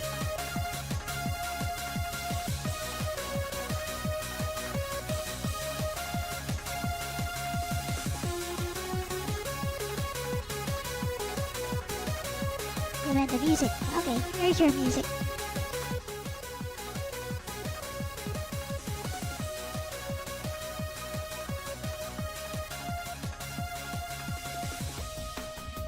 Sonic? Nope, it's not Sonic.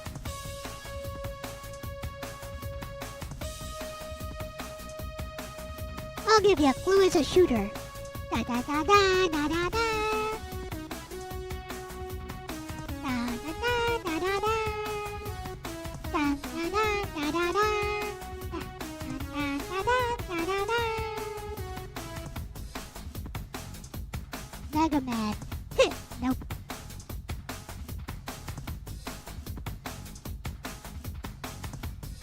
Alright, that's enough of that. You guys don't know this one.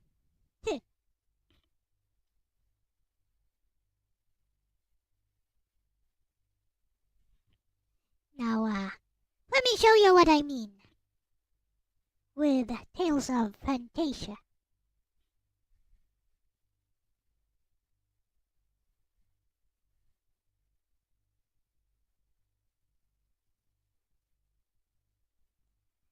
Unless, you know what? Let's just find somebody with a playthrough of Tales of Fantasia.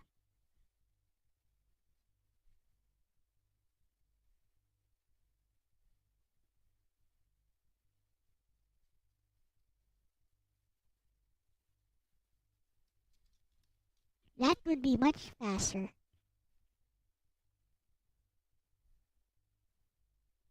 Bleep bleep bleep bleep bleep bleep bleep bleep bleep bleep bleep bleep.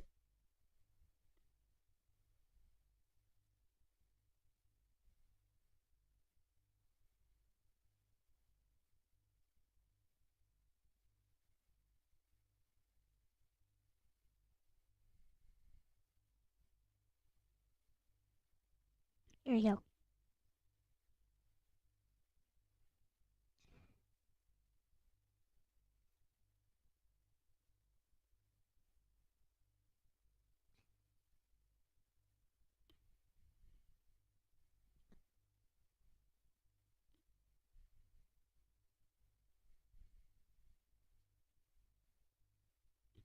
So this is Tales of Fantasia for the SNES.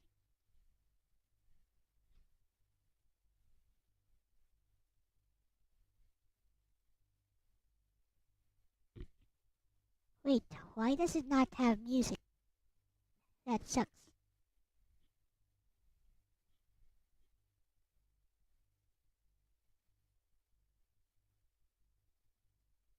The Game Boy version? Nope.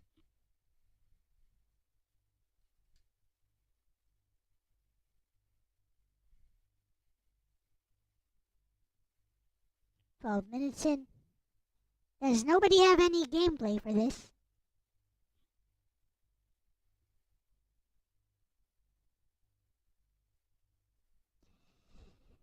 You know what? I'll do it myself. Never mind.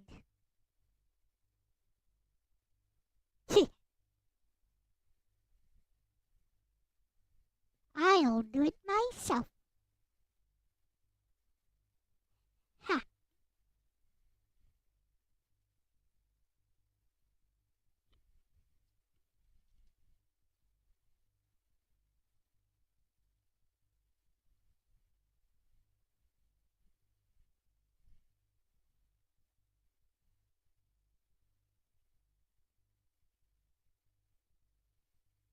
Just gonna try to rush through things to get to.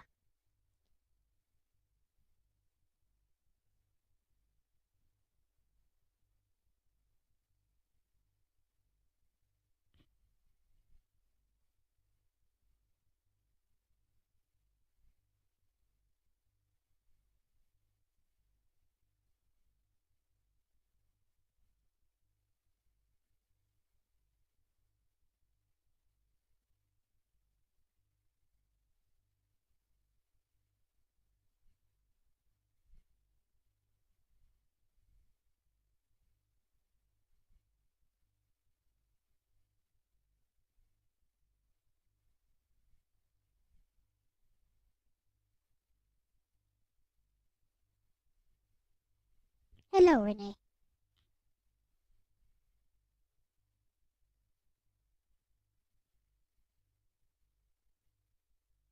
Oh, it's an IPS patch. No, never mind. Let's get it from CD Romance.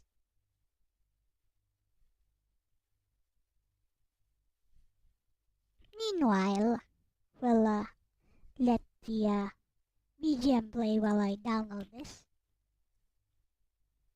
Let the BGM play.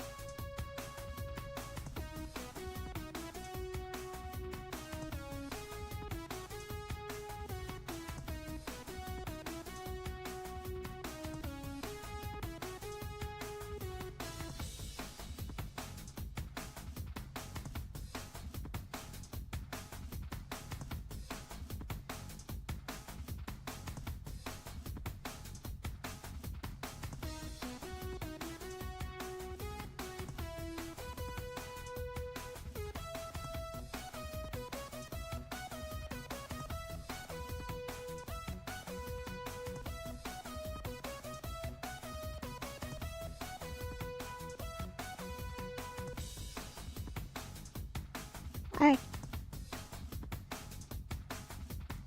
Let's go.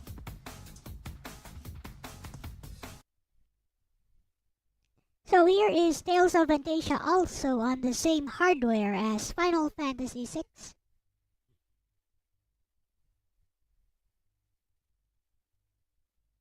So it's a fair comparison. Does it use more advanced tech than FF6? Yes, it does. I believe it uses the SSD-1 chips. Doesn't mean it's not a fair comparison though. It is still on the same system.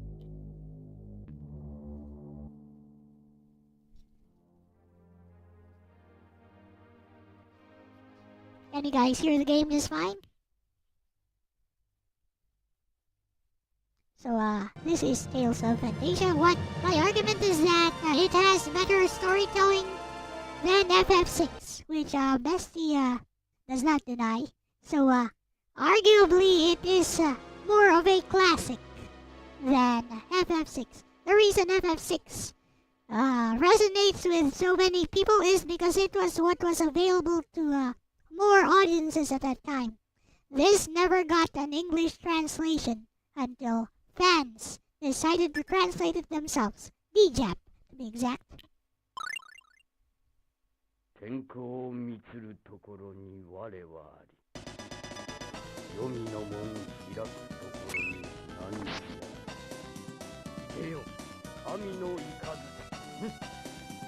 それは Indignation! インディグレーションそんなバカな Wah!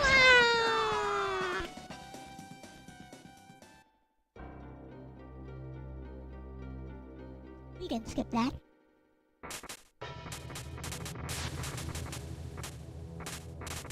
And so they sealed Baos away. This happened in the past. They could not defeat the ancient evil, so they sealed him away instead. JRPG cliche.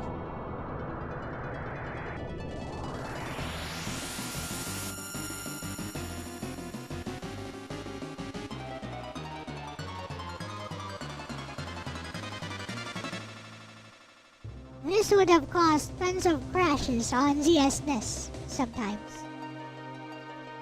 And you had to press fast forward to try to get through it, because it would crash ZSNES, but this is a modern emulator which does not crash. See, this was from 10 years ago, and now it is a time of peace.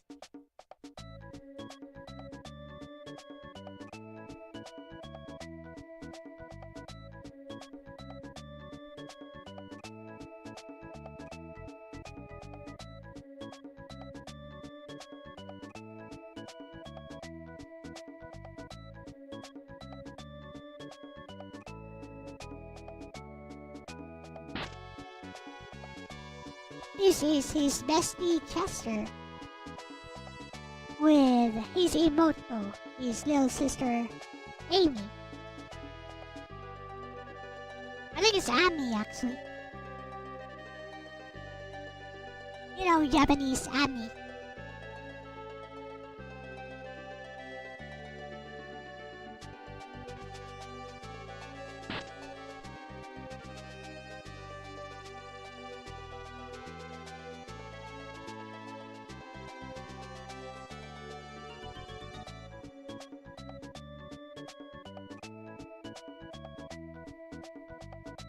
Look at how much more natural the dialogue is compared to FF6 too.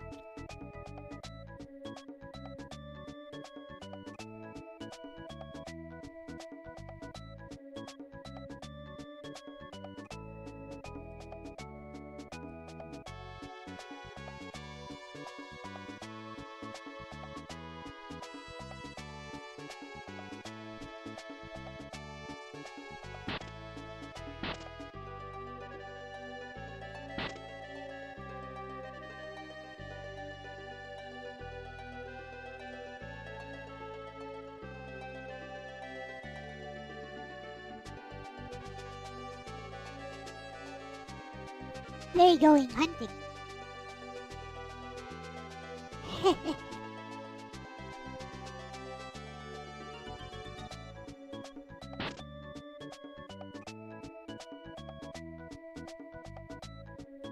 I mean, even the graphics. Look at these flippin' graphics.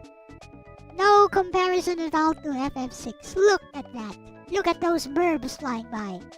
Look at how beautiful this village is. Look at that. Look at them details.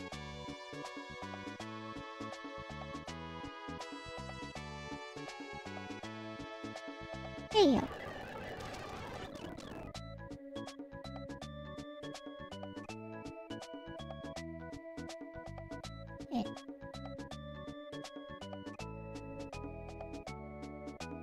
I am here to show the contrast in how the drama is handled.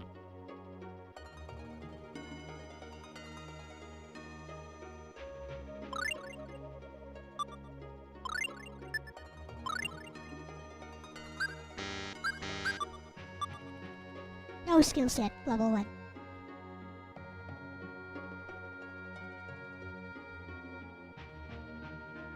Let's go!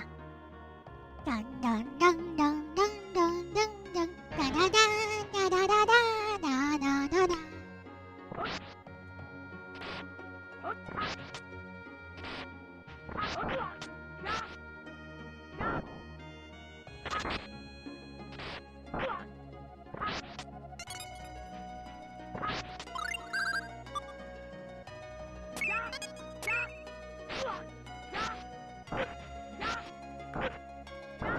In the PS1 game, you get a block button, by the way. This is indeed Tales of Fantasia. I am making the argument that it is much more of a classic than FF6 was. And FF6 has no claim to being a classic, other than people having nostalgia for it because it was more widely available than this one, which did not get an English translation until fans did it themselves, but I believe this game is superior to FF6.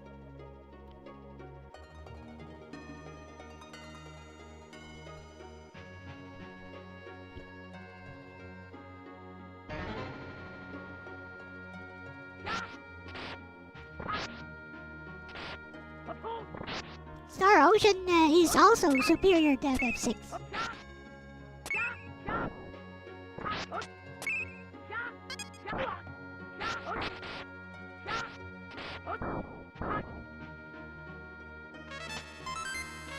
Good. I learned some skill.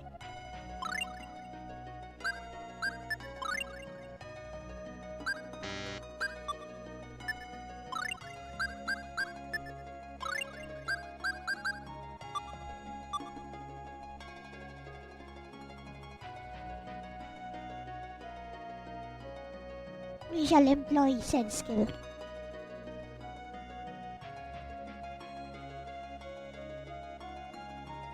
I am not being a hater at all. I do not like that remark, Hill. I'm not being a hater at all. I am making valid arguments. I am making some very valid arguments here. I would appreciate it if you treat said arguments with respect.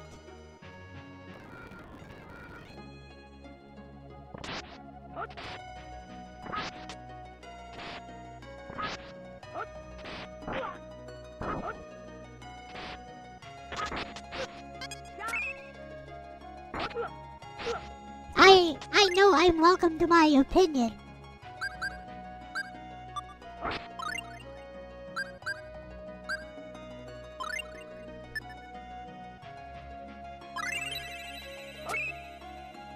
I don't need to tell that to you. I already said it. Go back and rewind the stream since you started out being disrespectful to me. I do not feel compelled. I do not feel compelled to reiterate what I already said.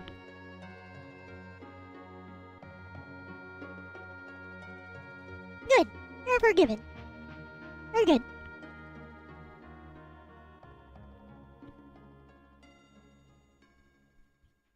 still. I'm going to play this until we get to the point where I was. Where's Dakota? Dakota's here. I'll play this until we get to the point wherein I can make the comparison.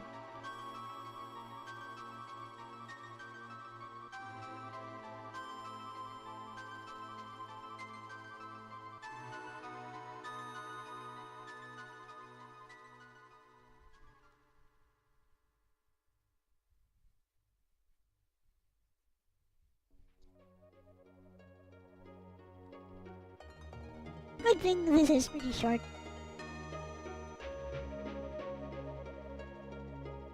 There's a boar. We gotta kill a boar. But it was a mother all along.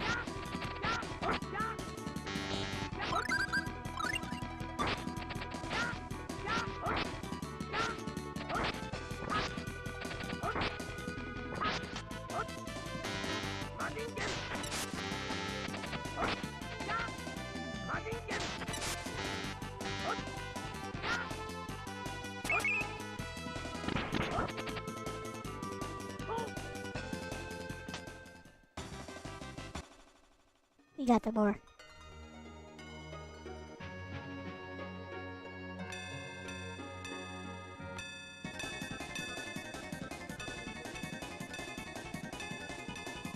Symbolism.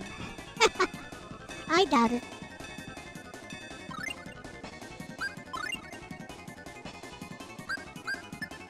That's a bit of a reach, I'd say.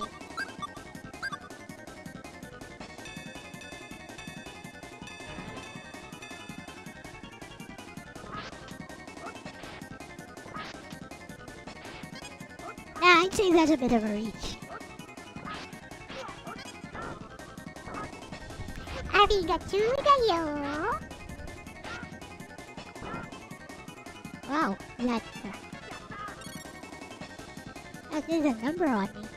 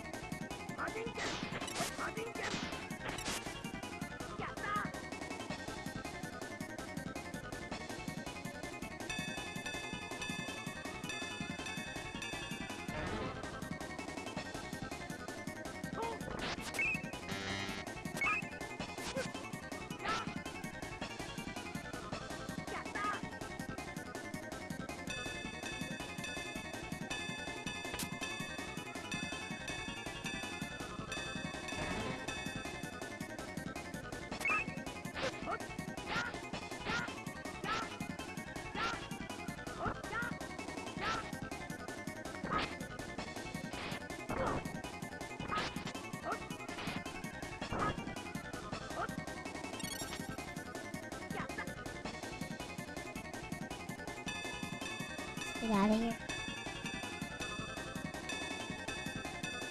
It's not the exit.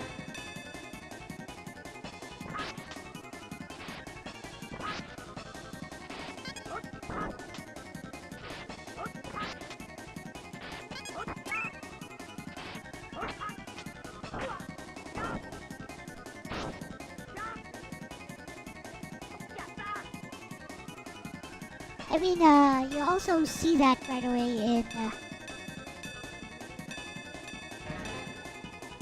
bruh, I keep, get those out of the way.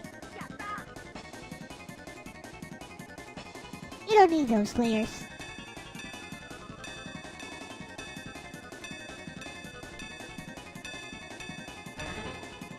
Found it.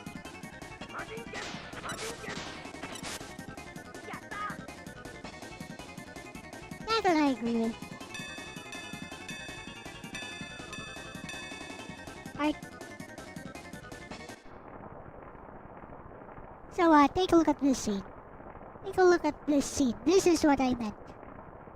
We shall compare this to, Alright. Alright, guys. If you want to defend FF6, Tell me what's the most emotional moment in FF6 before I choose some choice scenes myself, which will make it pale in comparison to this one.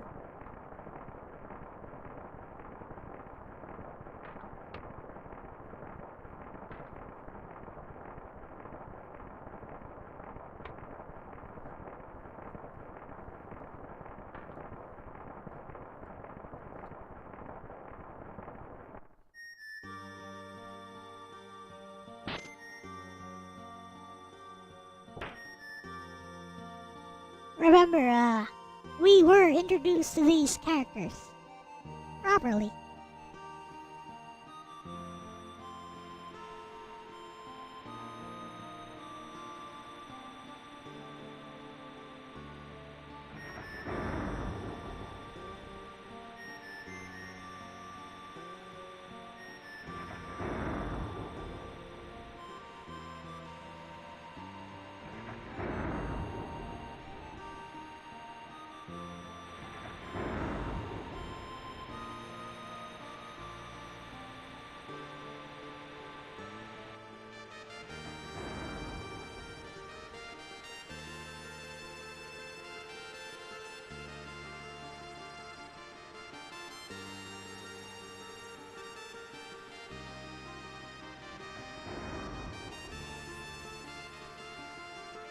Look at Chester here.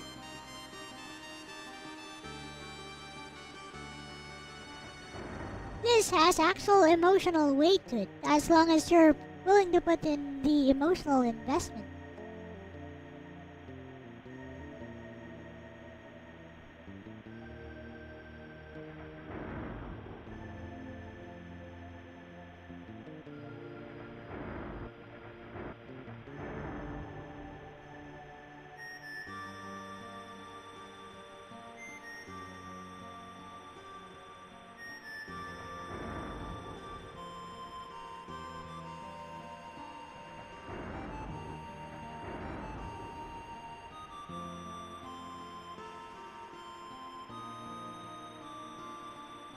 This is just as good as a PS1 JRPG.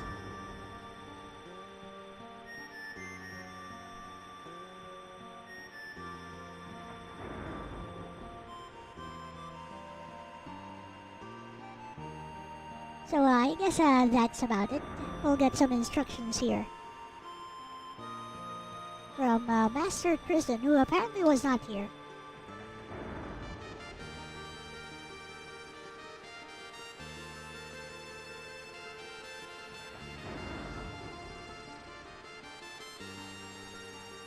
This is not a PS1 JRPG, by the way. This is on the Super Famicom. Hello, Yasuke. Later, Aris.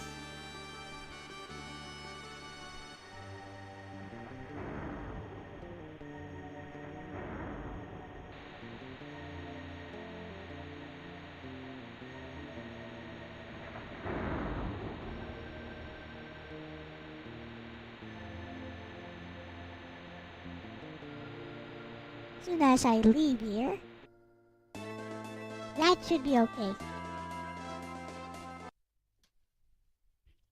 Now, let me show you how FF6 handles drama.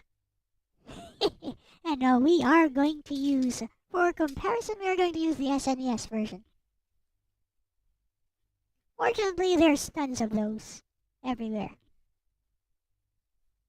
Tons of playthroughs, which we can make use of. Right, Bessie? Heh.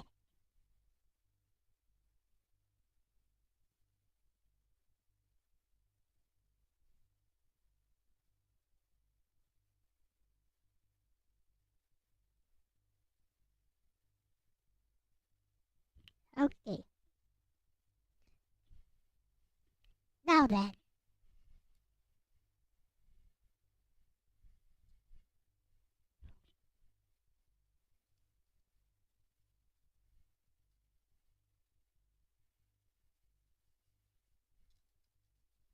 Let's go. FF3.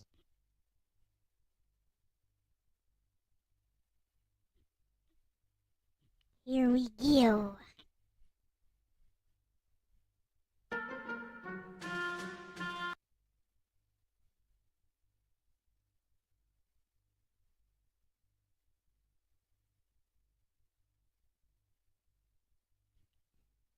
Here is an emotional scene from FF6 apparently.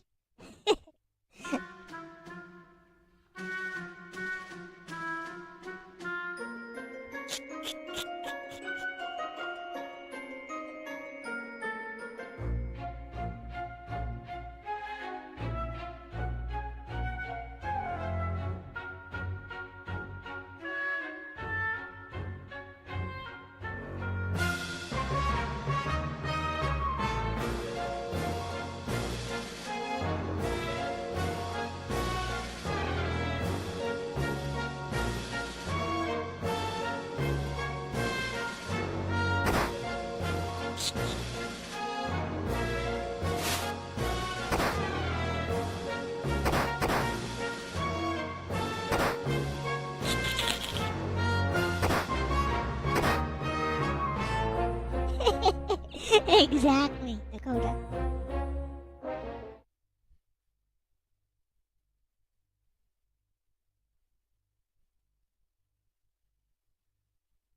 I mean, Kafka poisoned the entire river with like 1 cup of poison. Kafka poisoned the entire river with a cup of poison.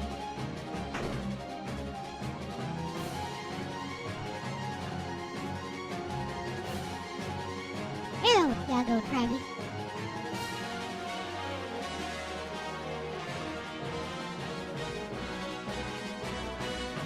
Hey, Ronnie.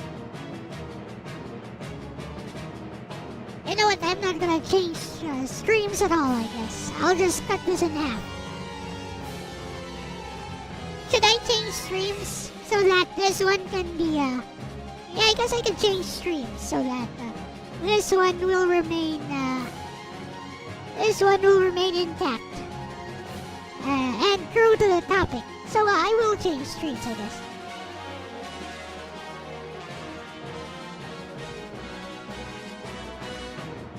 Hey, Ronnie, belated happy birthday. It's also, Happy Dinosaur 8000's birthday today.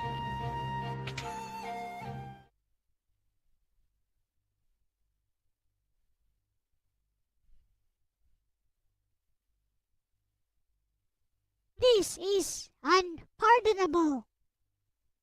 Yay.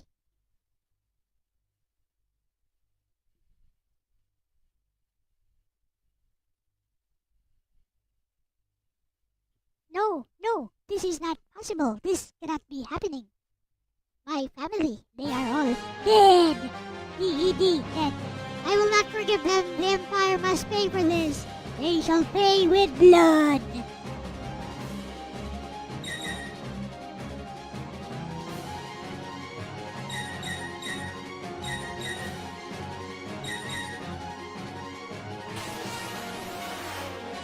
This is also the remastered version as well. See, I'm giving it all the advantages. See, this is the remastered version.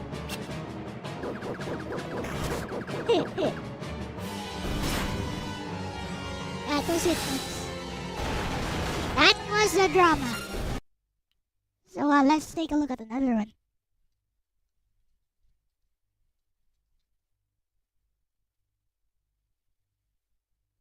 There.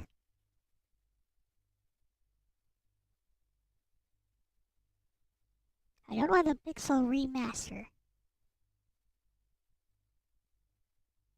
Yeah, you know what? I guess this'll do. As for free-for-all, I'm gonna you take them all shut because up. I'm Kafka. Shut the fudge up, man. I don't like that. Anyways. Let's go to General Leo's death.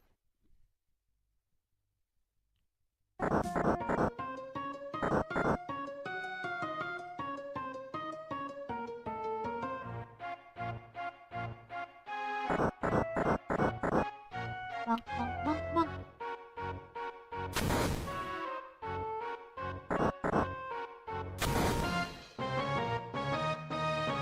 if we're gonna make the argument that it was limited by the hardware of its time, we just saw Tales of Fantasia.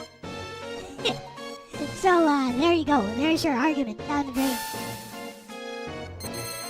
The storytelling was not limited by the hardware at all. Perhaps the graphical fidelity would have been limited by the hardware, not the storytelling. There are better ways to do this, which Tales of Fantasia just showed. Very natural, very well executed.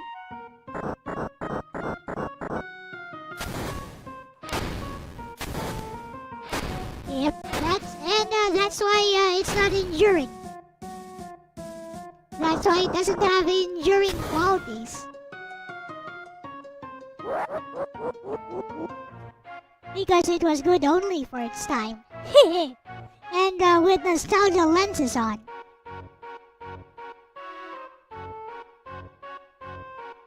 Without the lens of nostalgia, this falls flat. People would see this and think, oh, funny game, ho ho.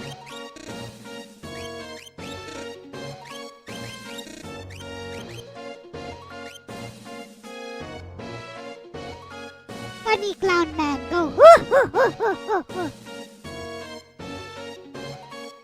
Bro, just get to the point. Flippin'. Stop walking around. This guy. Stop walking around, bro. Get to the point.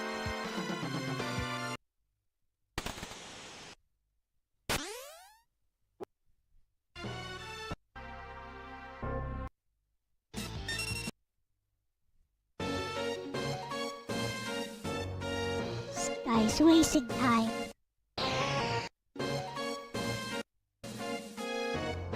There, finally.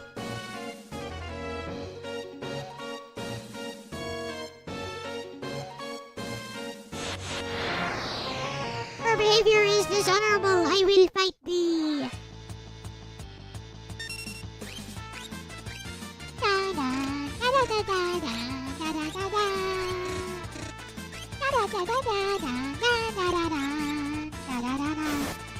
Do I find Final Fantasy still fun to play? Yes, actually.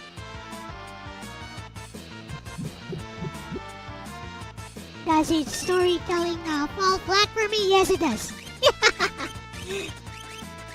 The two are not mutually exclusive. That's why I can't take it seriously.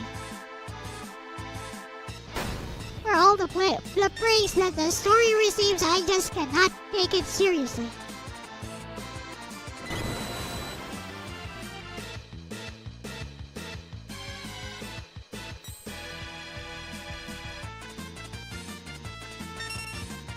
Watch how this happens.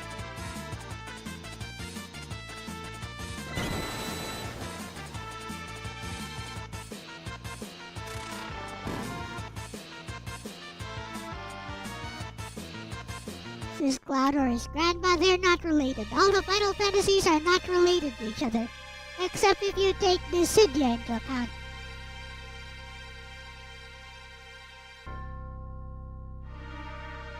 But we are just looking at the drama here.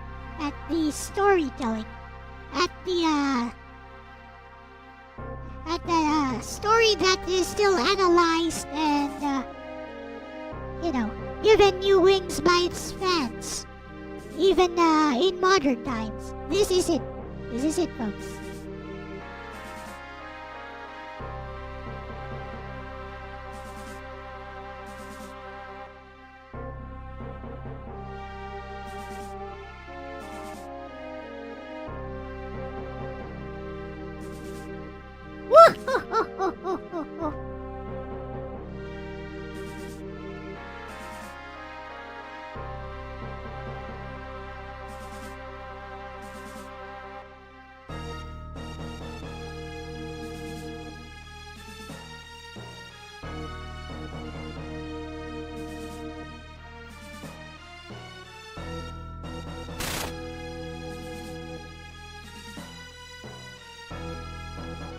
knew he killed him.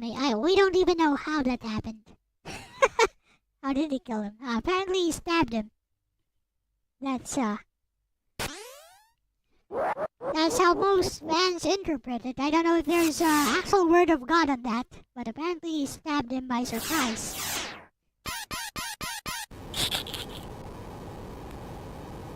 Yeah. So that was a very highly emotional scene. Execution, not so much. I know, right? Alright. Well then, I guess I will end the stream here. We'll have Bestie say the final words for today.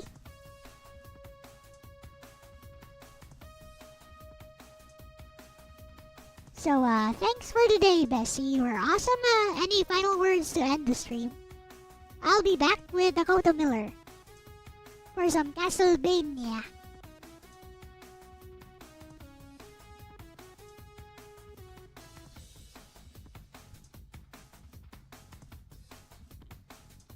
Hee /anytime, bestie. You brought the fire, I brought the shield, and together we made beautiful destruction, collision revolving hearts. Alright. Asterisk final words to end the stream asterisk.